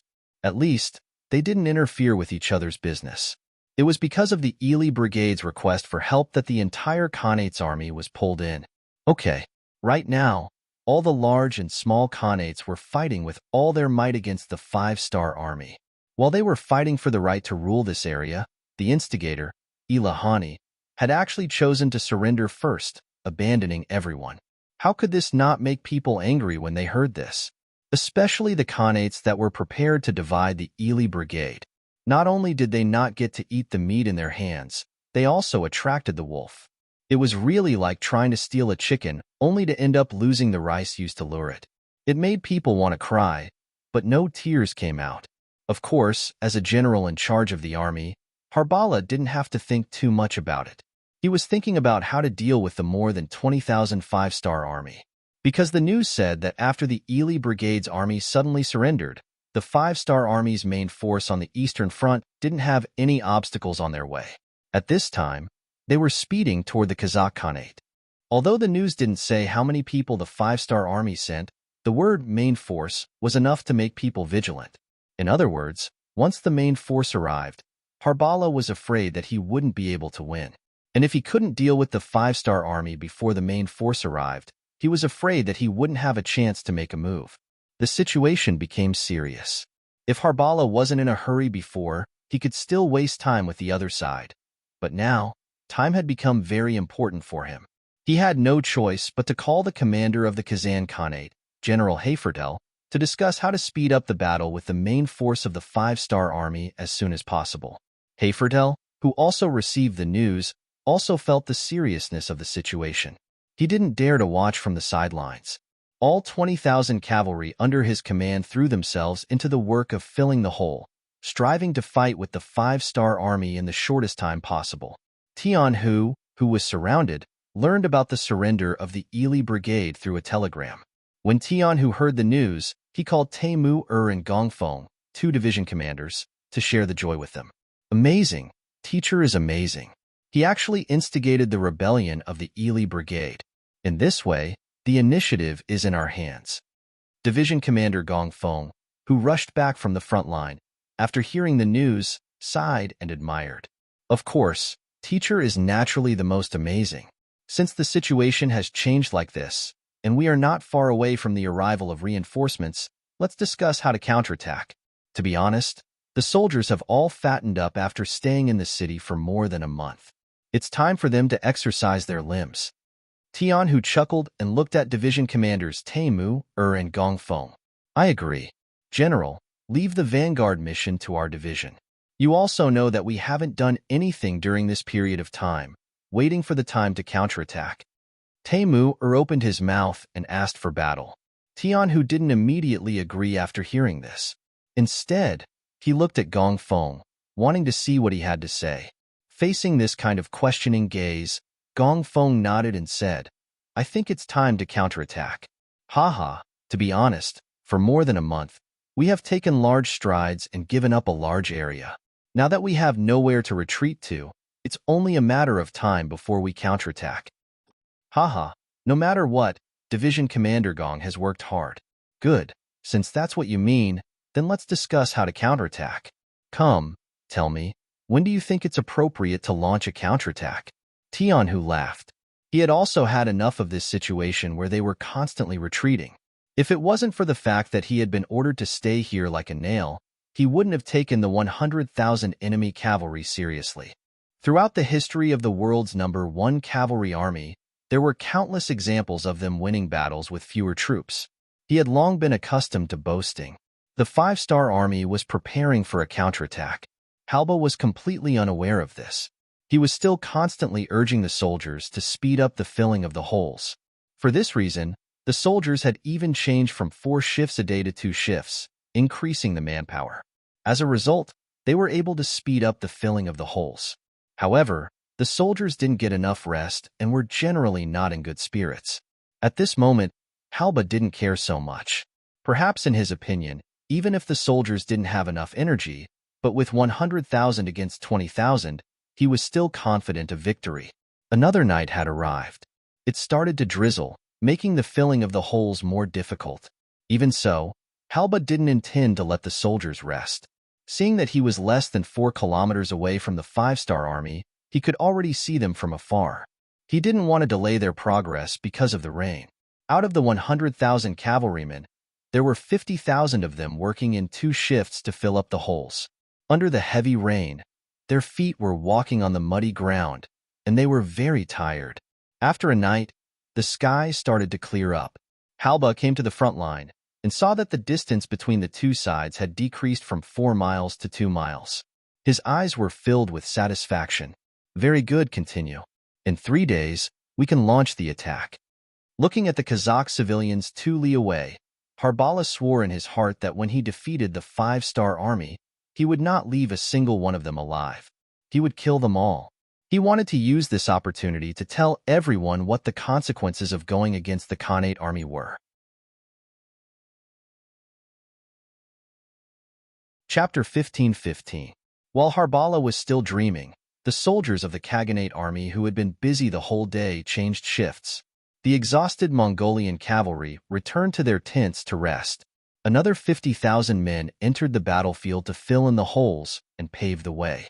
Tired from the day's work, the soldiers only ate a little when they entered the tent and went to sleep. To them, the temptation of food was not as attractive as the bed. What they did not know was that for many, this sleep meant that they would never be able to open their eyes again. At night, there was a gentle breeze that felt very cool on the body. A division of 10,000 cavalry mounted their horses in the cool breeze. They checked their equipment and prepared to attack at any time. Tonight was the night that Tian Hu and the other two had discussed the counterattack. No one knew that the Kazakh civilians who looked like they were working hard to dig the deep holes during the day were actually just kicking up dust. The reason for doing this was to confuse the Khanate coalition army. In fact, the land wasn't destroyed, so the cavalry could move unimpeded at any time. How is it? Has the enemy not filled in the holes yet? Commander Taimur rode on his horse. There was excitement and anxiety on his face. At the same time, there was a look of disdain for the enemy. It should be soon. However, once the enemy discovers that the path is cleared, they will react quickly without the deep holes. That is why Commander Taimur must hurry. At this time, Tian Hu was also riding on a warhorse. Behind him were thousands of soldiers directly under his command. They would be the second wave of attack to attack the enemy. Rest assured, Commander. This subordinate understands. Taimur nodded. His eyes were bright as he looked forward. He was only waiting for Commander Gongfeng's signal to attack. At this moment, Gongfeng was holding a telescope and lying behind a mound of dirt. He was only about 60 steps away from the nearest enemy. At this moment, if he was discovered, the enemy would only need a wave of arrows to take his life. But even so, it still did not stop Gongfeng from risking his life to take the risk. He needed to have first-hand information. Once he discovered that the enemy had filled in all the deep holes, he needed to immediately send the signal to attack. This rhythm had to be grasped well. If they were late, the enemy would be on guard. If they wanted to sneak into the enemy's camp and cause serious damage, it would be impossible. Holding the night vision binoculars, Gongfeng carefully observed the other party's movements. Gongfeng didn't know how long he had been staring at them until there was some commotion in the other side's camp. He also saw some people turn around and run back. From the looks of it, it was obvious that they were going to report the news. Gongfeng knew that the road must have been cleared. Send the signal. Ask the 1st Division to attack immediately. Quick. Gongfeng hurriedly shouted to the radio operator beside him. The messenger who received the order quickly lit the torch in his hand and waved it around. 3 miles behind, Commander Tian Hu was overjoyed when he saw the flashing flames. The path is clear. We can attack now? Understood. Taimur replied excitedly. Then, with a loud shout, the 10,000 5-star army soldiers pulled out their sabers. Shouting loudly, they urged their warhorses to charge forward. Throw away the torches. Retreat quickly. The torches here had also attracted the attention of the Khaganate Alliance army dozens of steps away. Gongfeng grabbed the radio operator's arm and ordered him to throw away the torch. Then, he pulled him and ran quickly to the rear. Not long after Gongfeng ran away, a series of arrows landed near the place where he was originally at, near the torch that had not been completely extinguished. The ground was covered in arrows. But then, these arrows were trampled to the ground by the charging warhorses of a division.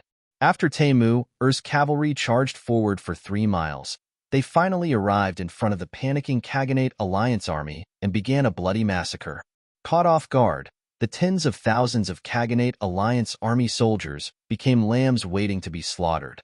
Facing an uncountable number of cavalrymen of the 5-star army, what they had in their hands were only iron tools used to fill the ground. These could not even be considered as decent weapons. Furthermore, they were infantry. How could they possibly fight against the well-prepared 5-star army? Run! No one knew who shouted first, but it became an order for the soldiers to retreat. In the dark night, countless black dots began to rapidly retreat. In order to run faster, many people threw the iron tools in their hands to the ground to reduce the burden on their bodies. Charge straight through. Don't worry about these people. Commander Temu rode on his horse. When he saw many soldiers stop and swing their sabers at the unarmed and panicked Khaganate Alliance army soldiers, he couldn't help but shout loudly. Since they were the vanguard, they naturally had to break through the enemy's camp and kill their courage. It wasn't their responsibility to kill the defeated army. The commander gave the order. The highly disciplined soldiers of the world's first cavalry army quickly adjusted their direction.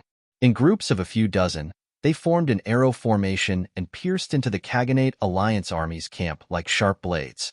In the chaos of the night, the Khaganate Alliance army soldiers could not tell how many Khaganate Alliance army soldiers had arrived. Fear engulfed the 50,000 soldiers as they frantically retreated. During this time, countless people trampled on each other.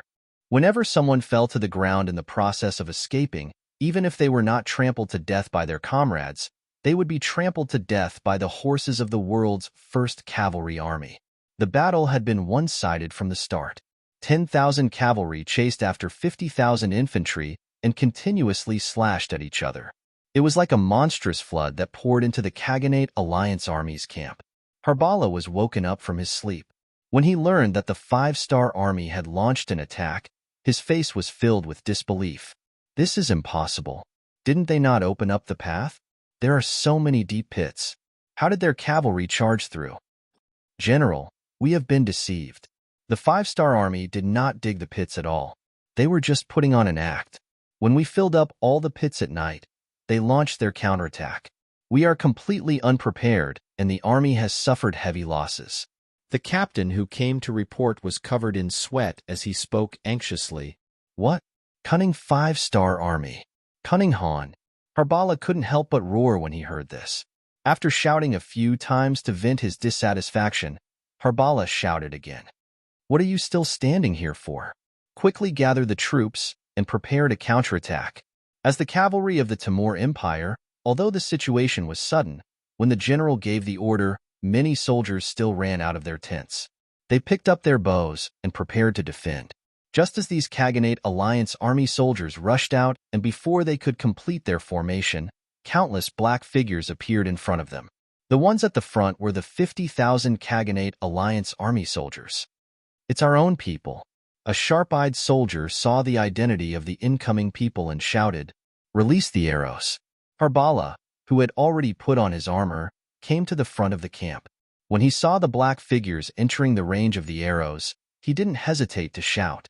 However, the order was given, but not many people carried it out. It was obvious that they couldn't bear to point their arrows at their own comrades. What are you waiting for?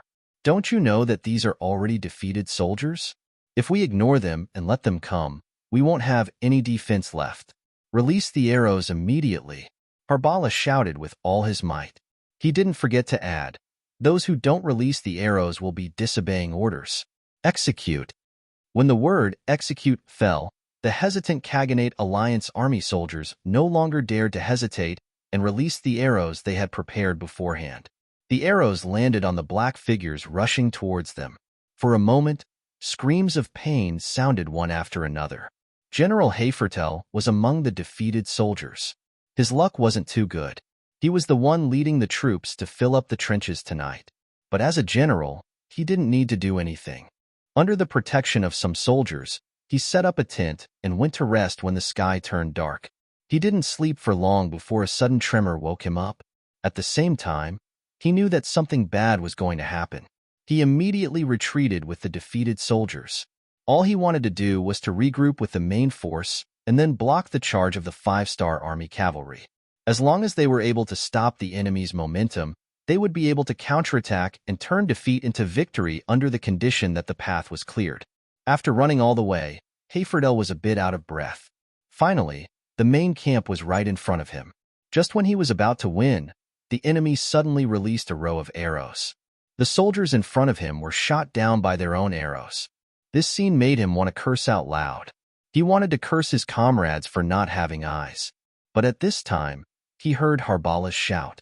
He finally understood that this general wanted to kill them in order to protect himself.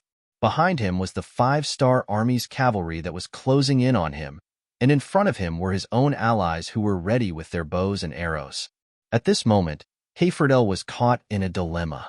If he wanted to fight against the 5-star army behind him, he didn't have any weapons in his hands. In addition, he was in a disadvantageous position against the cavalry. The consequences were obvious. Since that was the case, he might as well continue to charge forward. As long as he could reach his own camp, pick up his weapon and mount his horse, he would have the strength to fight again. Brothers, we are allies.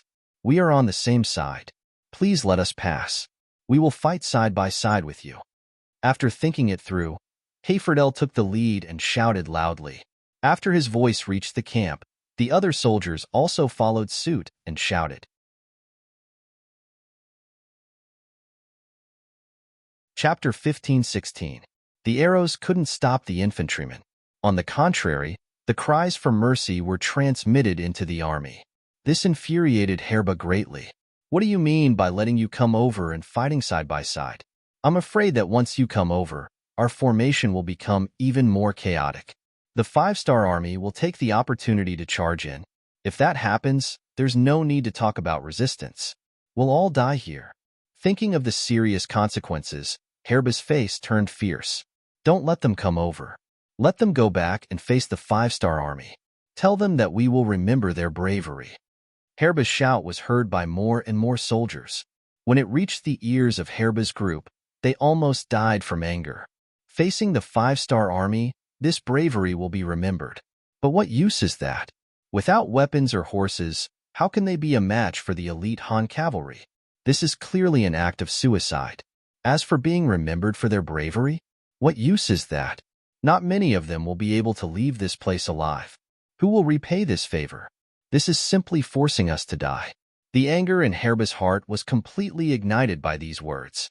If we're going to die anyway, why not drag Herba down with us? That way, we won't be lonely on the road to the Yellow Springs. With that thought in mind, Hayfordel shouted again, Brothers, if we don't move, we'll die. Since our comrades despise us, let's fight it out with them and let them know how serious the consequences of abandoning their comrades are. Fight it out, let's drag them down with us. The abandoned soldiers shouted with tears on their faces. It was a matter of course for the enemy to kill them, but for their allies to do this to them was too heartbreaking. Since the enemy didn't care about their comrades, why should they care? Thus, Hafeder led his men and charged forward with a furious look on his face. Behind them, Division Commander Temu saw the changes on the battlefield very clearly. He had no intention of interfering. This was a scene he was happy to see. As long as the Khanate soldiers didn't turn around and attack him, he wouldn't force them too much. The actions of the 5-star army behind them gave great encouragement to Hafid, Big Mo, and the others. It was as if they had found someone to rely on. Their attacks became even more ferocious, to the extent that the vanguard of both sides soon clashed together. At such a close distance, the effect of arrows was very limited. Finally, Herba and the others who didn't have to passively take a beating began to counterattack. Some of them even stole the enemy's weapons, causing great losses and threats to Herba's army. Shoot! No need to be polite. Kill them all. Harbara's eyes flashed with anger. Seeing that the 10,000 men at the front were about to be breached, he hurriedly ordered the other Khanate soldiers to fire arrows from afar. At this moment, he didn't care about who was on his side or who was his opponent. In his eyes, anyone who stood opposite him was his enemy. It's time to charge. All soldiers of the 1st Division, listen up. Charge. Let's show them the power of our 1st Army. Tamur watched as the arrows rained down. Hundreds and thousands of Khanate soldiers died in front of him. The pace of the attack was slowed, so he didn't wait any longer. After giving the order, A total of 5 regiments, 10,000 cavalrymen, rode on their horses and launched a fierce charge. Cavalrymen's charge was different from that of infantry. They were faster, stronger, and more ferocious. After the 10,000 cavalrymen launched a series of attacks, the entire earth began to tremble violently. This powerful movement caused the anti-Khanate soldiers to involuntarily retreat to the sides, especially after a division of soldiers shouted that those who surrender and kneel on the ground could live. One after another, the anti-Khanate soldiers obediently knelt on the ground. This action not only caused Hafertel's soldiers to kneel, but also many of Harbala's soldiers who were standing at the front to kneel down. This seemed to have become a chain reaction, providing an even more advantageous condition for the cavalry to charge. The horses galloped past. As expected, the kneeling Khanate soldiers weren't harmed in the slightest. On the other hand, those who were still standing, those who genuinely wanted to resist, or those who hadn't yet reacted, were killed by the cavalry. As the cavalry charged forward, one figure after another was slashed to death in the darkness. Lines of defense began to crumble one after another. The soldiers could not stop their footsteps from retreating. Anyone who didn't want to die wouldn't use their bodies to block the charge of the horses. Quick, quick! Where are cavalrymen? Haven't they mounted yet? Halbera roared anxiously when he saw several lines of defense being breached in front of him. Perhaps it was because of his shouts that the first batch of Khanate alliance soldiers on horses finally arrived behind him. Some of them were still dressed in disheveled clothes, and there was a hint of panic on their faces. But no matter what, they still mounted their horses and held their cavalry swords in their hands. Haha, good, order them to charge. We must stop the 5-star army's attack. Halba was no longer nervous and even a little fearful. Instead, he became much more high-spirited and vigorous. The enemy cavalry is here. Take out your crossbows and shoot the enemy at close range. Commander Taymur also saw the black shadows and the sound of horse hooves in the distance.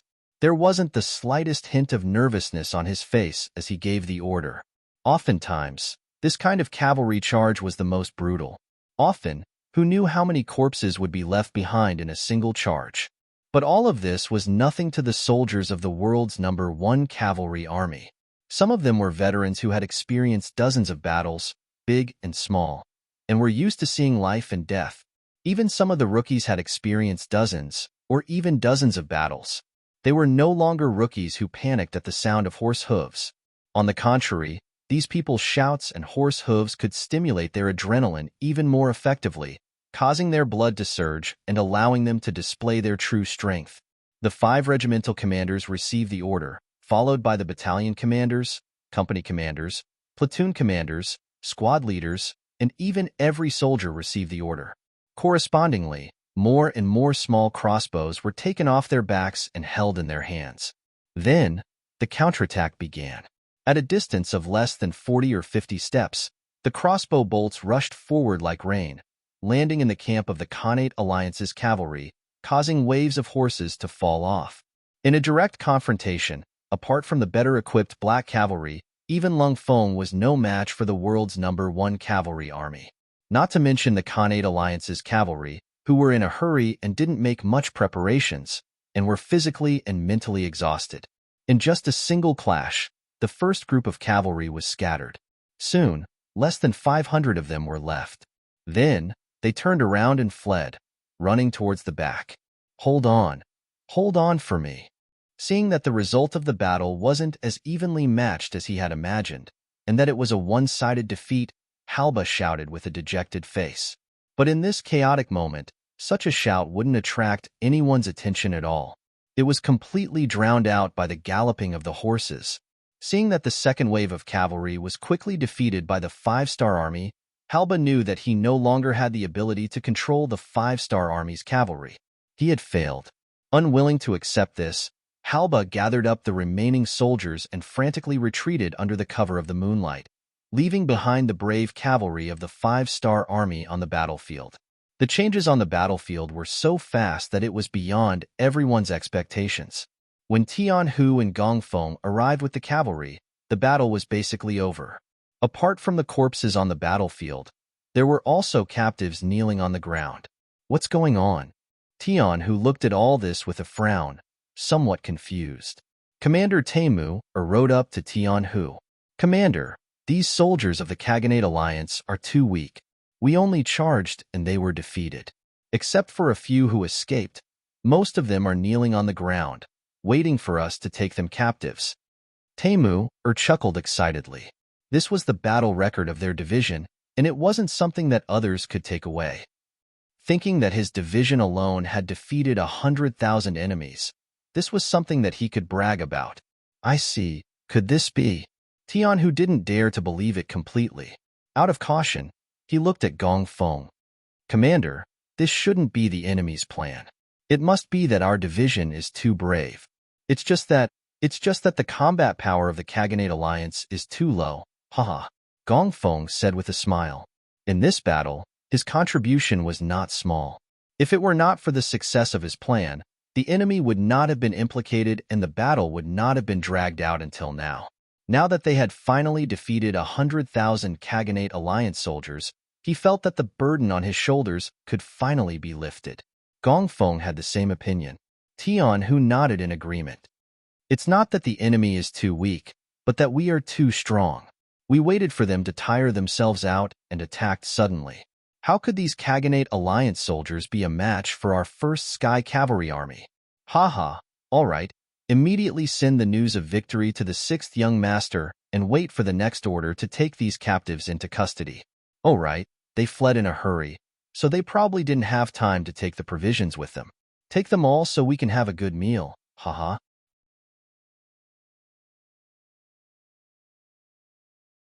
Chapter 15-17. They had been surrounded for a long time.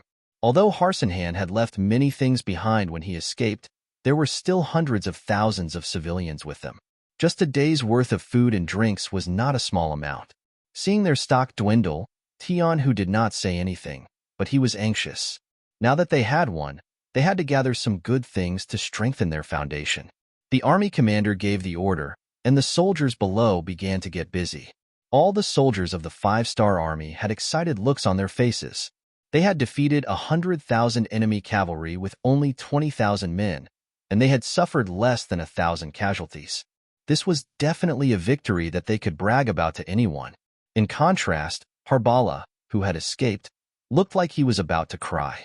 100,000 men had surrounded 20,000 Han soldiers for more than a month, and they had still been defeated in the end.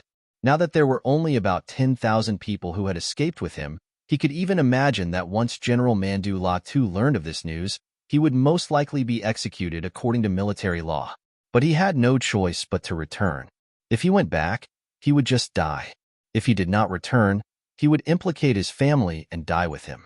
Halbera led his defeated army back to the Timur Empire, his face ashen and deathly pale.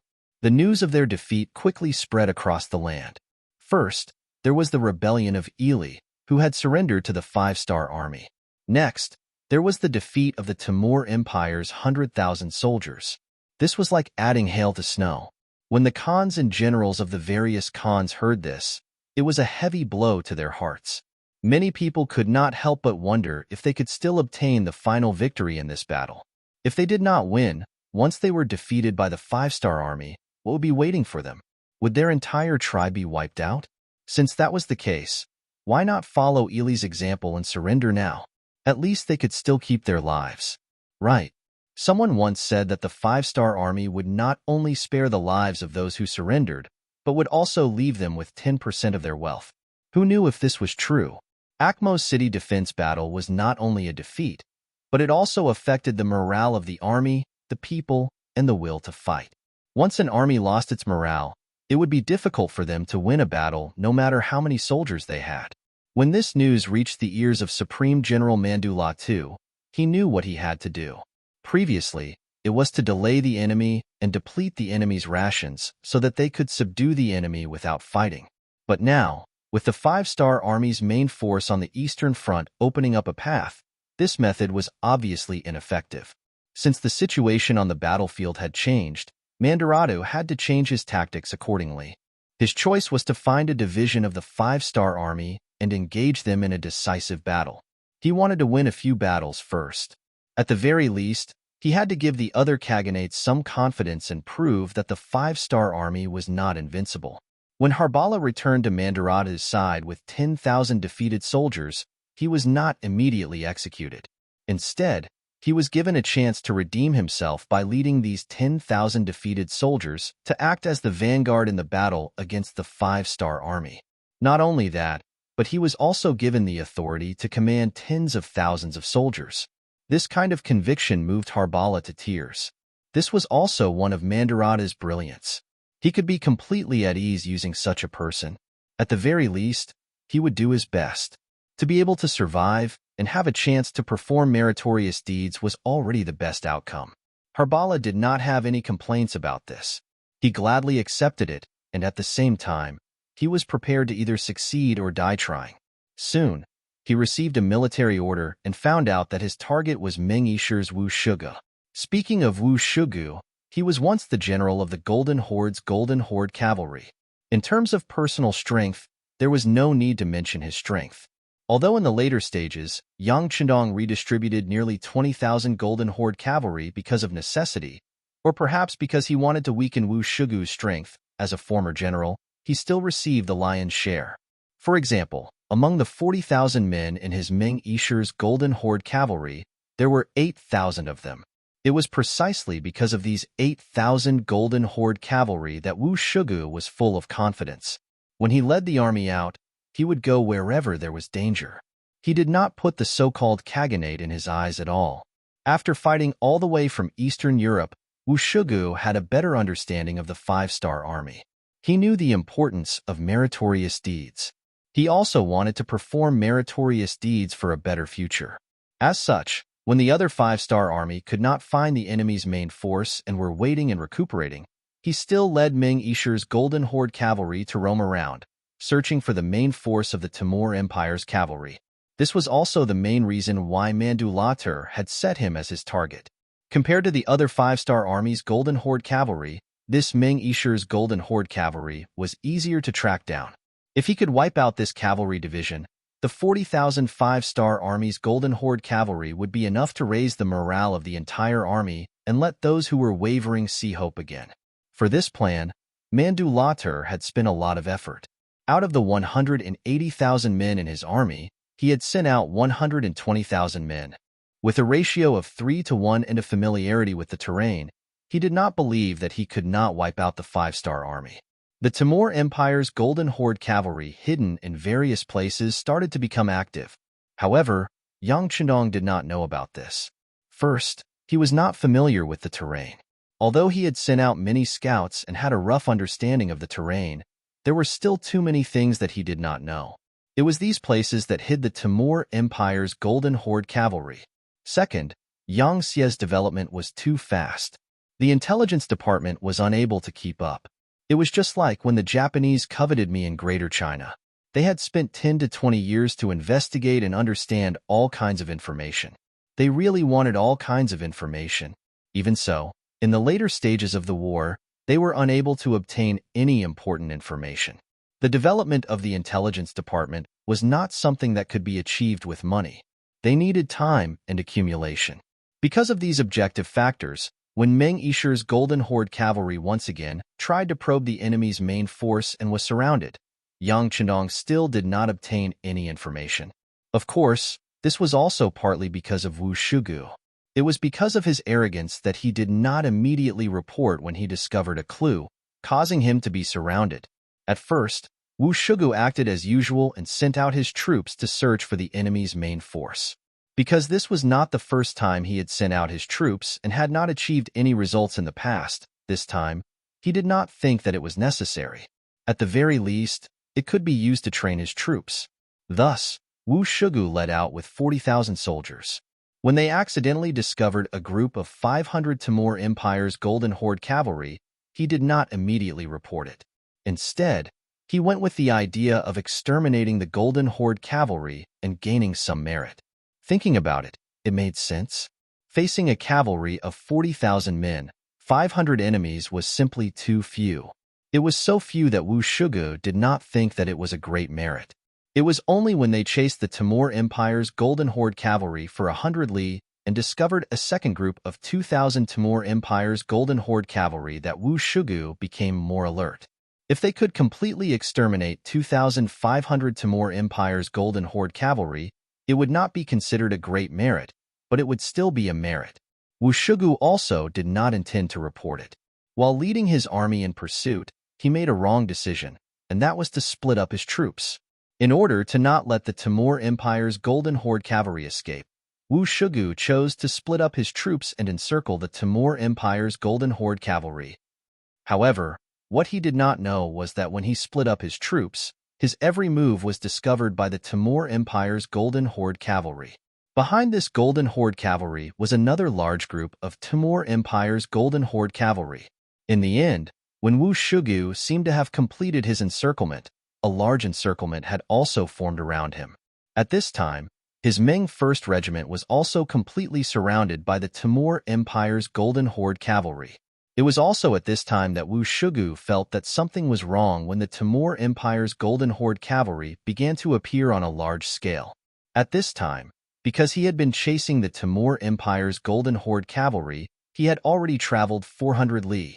At this distance, even if he immediately sent a message to the 5-star army for reinforcements, it would take at least 2.5 days for reinforcements to arrive.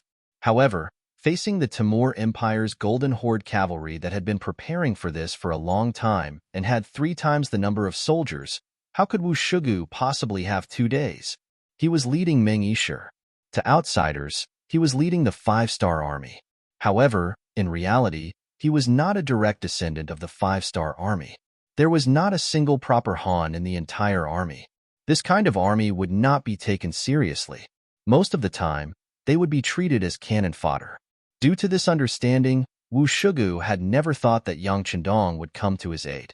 Therefore, after he figured out that he was surrounded, he directly sent a telegram to Yang Chendong to make up his mind. This time, because of his arrogance, Meng Yishur's army was surrounded by a large number of soldiers. It was impossible for him to break out of the encirclement. Escaping was not his style. He had already decided to live and die with Meng Yishur. He would kill to the last man. He would not surrender. He hoped that Yang Chendong could take care of his family on account of his willingness to fight to the death. After sending out the telegram, Wu Shugu ordered the telegraphers to dismantle the telegram and properly hide it. He also attached a mark to it so that he could find it later. Then, he personally led the 8,000 Golden Horde cavalry and launched a fierce attack on the 2,500 Timur Empire's Golden Horde cavalry. The enemies outside were eyeing them covetously. If they wanted to deal with them with all their might, they could not be distracted by other things. The 2,500 Timur Empire's Golden Horde cavalry had to be eliminated.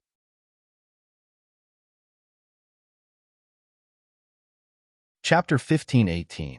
If one were to say that this was the correct decision, then when Wu Shugu personally led his 8,000 elite golden armored cavalry into the encirclement of the Timur cavalry, it only took 4 hours for the 2,500 enemy cavalry to be completely wiped out.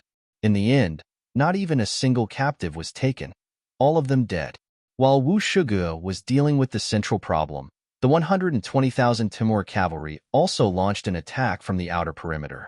In order to ensure that they had enough time to eliminate the enemy in the center, Meng Yishur began a defensive battle. In just over 4 hours, more than 6,000 corpses and more than 3,000 injured people were left behind. In just 4 hours, they had lost nearly 10,000 golden armored cavalry. This made Wu Shugu's heart ache, and he could see the determination of the Timur cavalry. They must have made up their mind to eat up his Meng Yishur. Even though the other side had already made up their minds, Wu Shugu still led his soldiers in a desperate counterattack. With enemies on all sides, every minute and every second seemed to be extremely long. Finally, when the sky turned dark, Meng Yishur was finally able to take a breather by relying on the weather. However, at the same time, they had paid a heavy price. According to the statistics, another 8,000 golden armored cavalry had died. In less than a day, nearly half of their forces had been killed or injured. This made Wu Shugu realize that tomorrow would be the day of the final battle. He raised his head to look at the moonlight above his head. This might be the last time in his life that he would be able to enjoy the beautiful night. Meng Yishur spent the entire night in despair. The next morning, When the Timur cavalry surrounded them, they began to shout for them to surrender. In general, they said that they were all brothers of the Mongol branch and had a common ancestor. As long as they were willing to put down their weapons and surrender, they would spare their lives, but they would only be slaves. This kind of shouting was destined to be useless. Yang Chendong was a staunch nationalist. Since he dared to use these foreign races, he naturally had his own plans. For example, every foreign race soldier that joined the 5-star army had at least 3 families behind them as guarantors. On the battlefield, if these foreign race soldiers were to surrender or betray them, they would directly implicate those who had guaranteed that they wouldn't betray them. Just based on this point, none of the 20,000 Ming soldiers dared to surrender. Therefore, the persuasion only lasted for less than an hour before it ended in failure. As the general of the death squad, Harbala was furious when he saw that Ming Yi's men were still not surrendering even though they were about to die. Thus, he led his 10,000 men to act as the vanguard. These cavalrymen were all sinners. If they wanted to wash away their sins, they could only prove themselves through bloody battles. This allowed them to have a stronger will than ordinary soldiers, so once they charged, they would be very fierce. Even though Ming Yi sure had sent out the same 10,000 cavalrymen, they still couldn't hold on any longer. In the end, it was only when Wu Shugu personally led 5,000 golden-armored cavalrymen into the enemy's ranks that they were able to push them back temporarily. In just one battle, Ming Yi Shifu had lost another 3,000 men. Moreover, the enemy had only sent out 10,000 cavalrymen. If the enemy had sent out their entire army, Ming Yi sure would have been wiped out in one battle. Even though the situation was so bad, Wu Shugu didn't show it on his face, other than grumbling in his heart.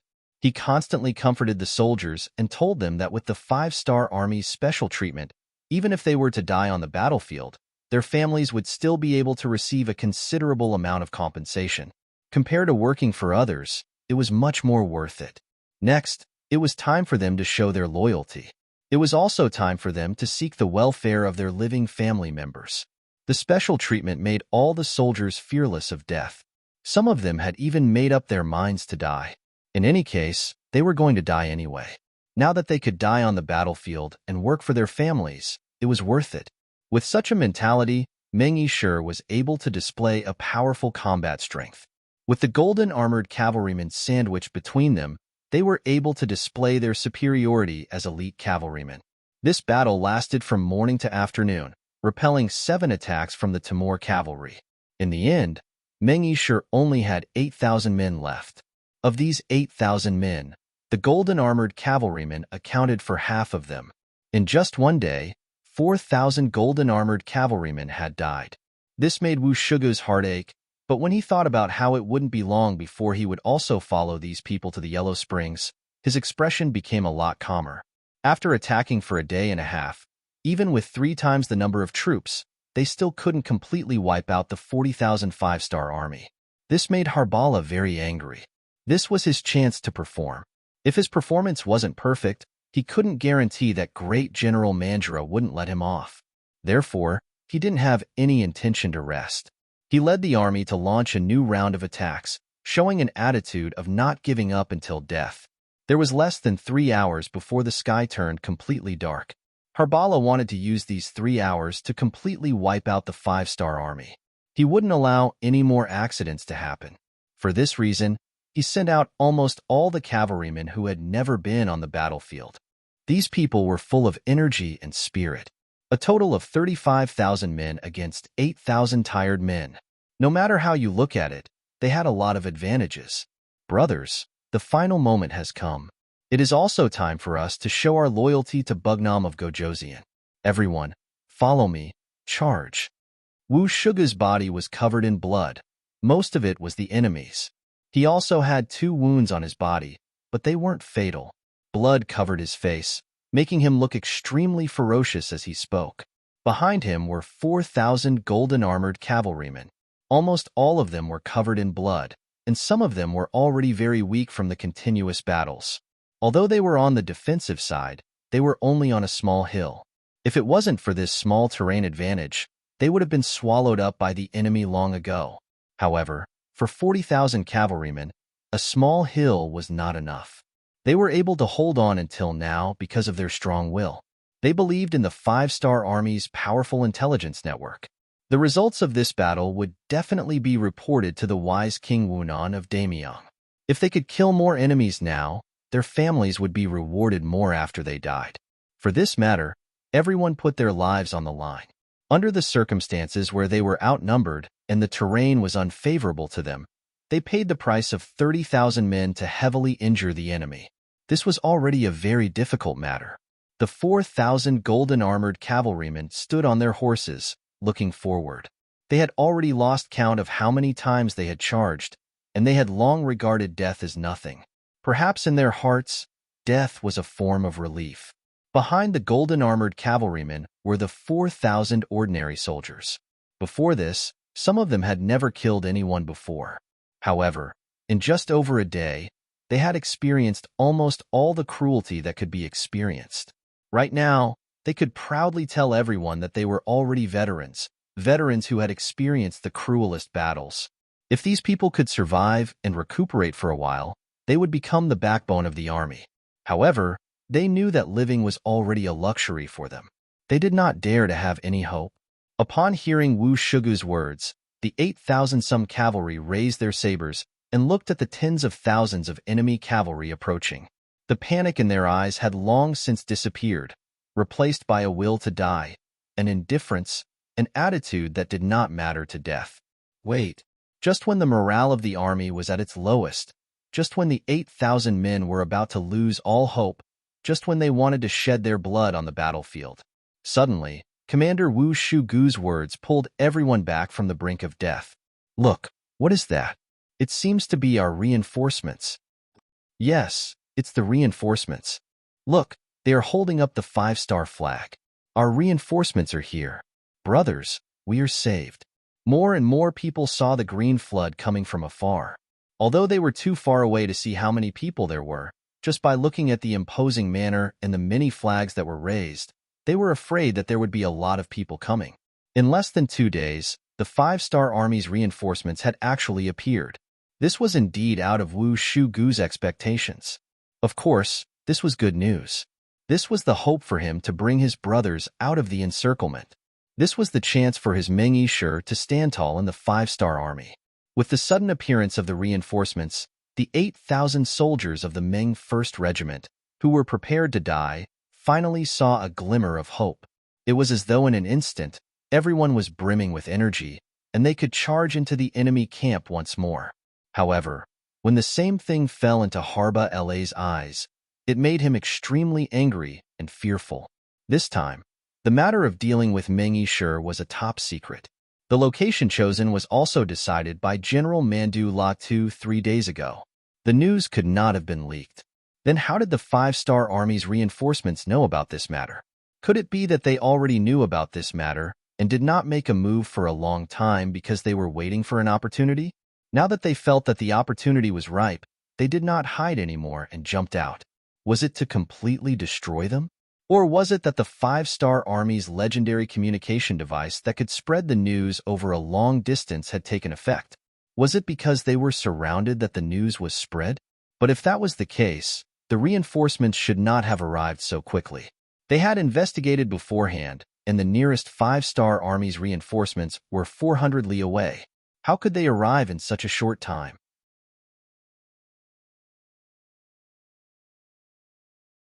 Chapter 15:19. All kinds of guesses and thoughts filled his mind. His expression changed again and again. He realized that he could no longer grasp the situation of the 5-star army. It was only when a chilly arch beside him reminded him that his soul returned to normal. General, the 5-star army's reinforcements are here. They seem to have a lot of flags and a lot of people. What should we do? What should we do? Should we kill them or not? If we kill them, the 5-star army's reinforcements might arrive before they could completely wipe out the Ming 1st Division. If that happened, would their main force be able to retreat safely? If they didn't fight and retreated now, it would be difficult to explain to General Mandu La Tuesday Harbala was already a guilty general, and if he was punished for both crimes, it was easy to imagine what kind of punishment he would receive. But no matter what the outcome was, it was related to Harbala's life. It was best for him to make the decision. Harbala's expression was conflicted after being reminded by the lieutenant. If we fight, we might be wiped out.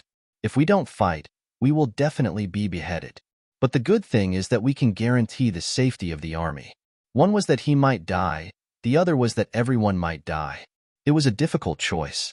But seeing the 5-star army's reinforcements getting closer and closer, he didn't have much time to think. In the end, he gritted his teeth and said, "The 5-star army's reinforcements are coming. We can't fight them head-on. We have to retreat immediately." Perhaps Harbala was a general who cared about the big picture. He knew he couldn't do it, but he didn't do it. Or perhaps he was scared by the 5-star army. In the end, he gave the order to retreat. He gave up on the attack in front of him and left the 35,000 cavalry behind to cover the retreat of the army. "Commander, the enemy is escaping." A general of the golden armored cavalry saw that Harbala was about to retreat and said anxiously, Wait, is the radio station not ready yet?" This time, Wushugu didn't act rashly and shouted behind him. When he saw the reinforcements appear, he knew that it must be the work of the radio station that he looked down on. Considering that he had dismantled it after sending the report, he regretted it so much that his intestines were clear. If he had known that this thing had such a use, he would have definitely maintained contact with the outside world. Now, he was anxious to know what had happened outside and how many reinforcements had arrived. Should he take the initiative to attack, or should he bide his time? The radio operator in charge of communication had studied the system in Chichen City before. He could be considered the only Han Chinese in the entire Ming 1st Military Division. In order to protect him, no matter how cruel the bloody battle was, they didn't let him charge with the army. Instead, they arranged for the golden armored cavalry to protect him. This effort finally paid off. In a short time, the radio operator dug out the radio station hidden in the ground and connected it. Then, he received a telegram from the 5-star army's main force. After the content was translated, the radio operator's expression still had a trace of nervousness. He quickly came to General Wu Shugu's side and said anxiously, "Commander, there is a telegram from above. It says that the reinforcements are only 3,000 cavalry. If there is a suitable opportunity, they hope that we can cooperate with them to break out of the encirclement." 3,000. Wu Shugu was shocked when he heard the answer. He then looked in the direction of the reinforcements in disbelief. Indeed, he saw banners fluttering in the wind and shadows everywhere. It didn't seem like 3,000 cavalry at all. However, since the radio station said so, he had no choice but to believe it. He couldn't help but feel relieved that he didn't order the army to charge. Fortunately, he didn't launch an attack. If he took the initiative to fight, the Timur cavalry would have to fight even if they didn't want to. Once they discovered that there were only 3,000 reinforcements, not only would he not be able to escape, even the 3,000 reinforcements would be surrounded and killed. Fortunately, he didn't make a wrong decision rashly. Then, Wu Shugu immediately led the army in the direction of the reinforcements. All the wounded soldiers were tied to the war horses. Although the journey was still bumpy, it was fortunate that they were able to escape. In the past, when they followed the other Kaganates, once they became wounded, they would be abandoned. They wouldn't be allowed to follow the army, let alone treat them. Just from this point alone, who knew how many people were envious of the 5-star army's treatment of their soldiers? Among them were their own soldiers, but also their enemies. The reinforcements were the 3rd Legion's Nuzen Cavalry Division. They were personally led by Division Commander Yella.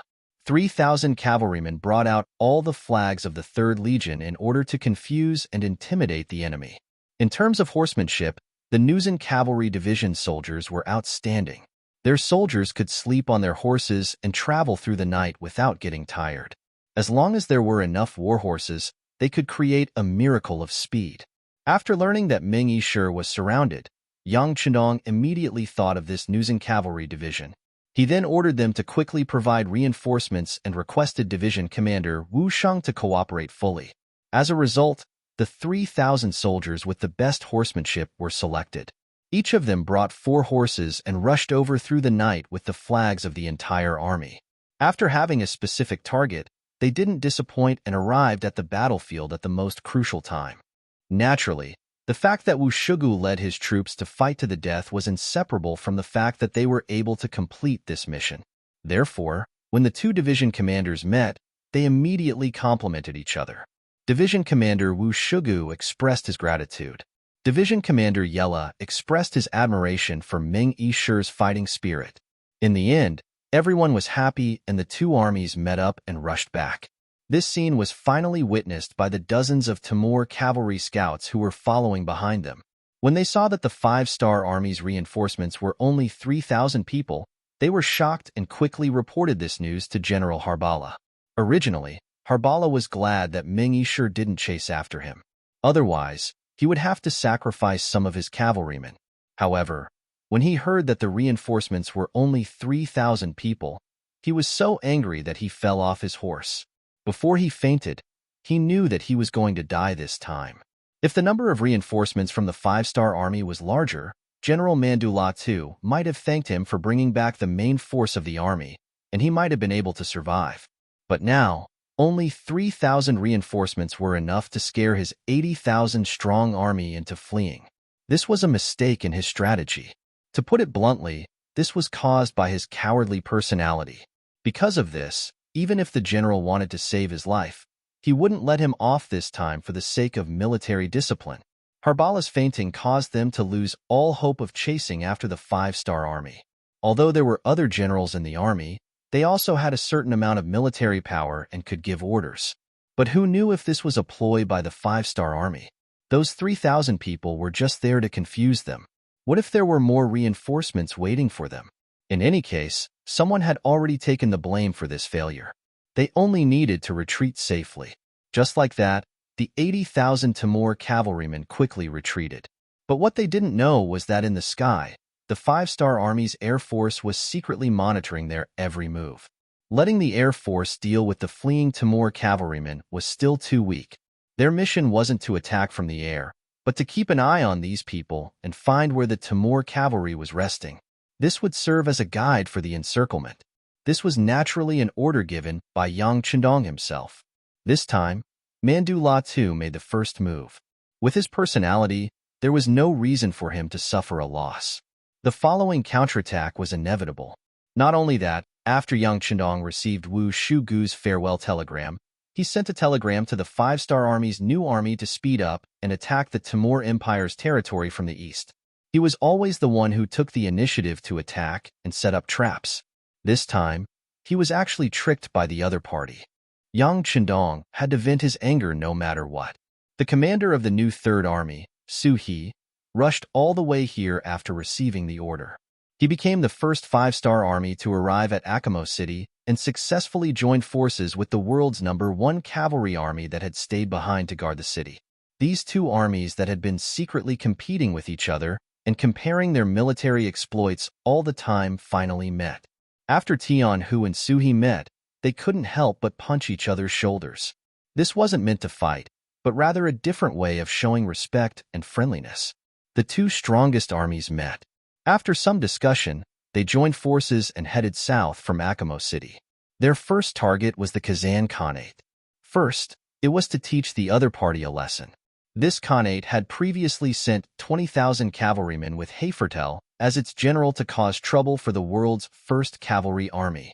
Second, once they occupied or controlled the Kazan Khanate, it would be the same as cutting off the Timur Empire's path to the Eastern Khanates. Then, the Timur Empire would become a lone army, a piece of meat in the five-star army's bowl. They could eat it whenever they wanted. Harbala finally woke up on the way back, but soon after, he returned to Herat City. Here, he met Great General Mandaratu and was beheaded in public for the crime of not advancing in fear of the enemy. You're tuning in to the Warrior Lore YouTube channel.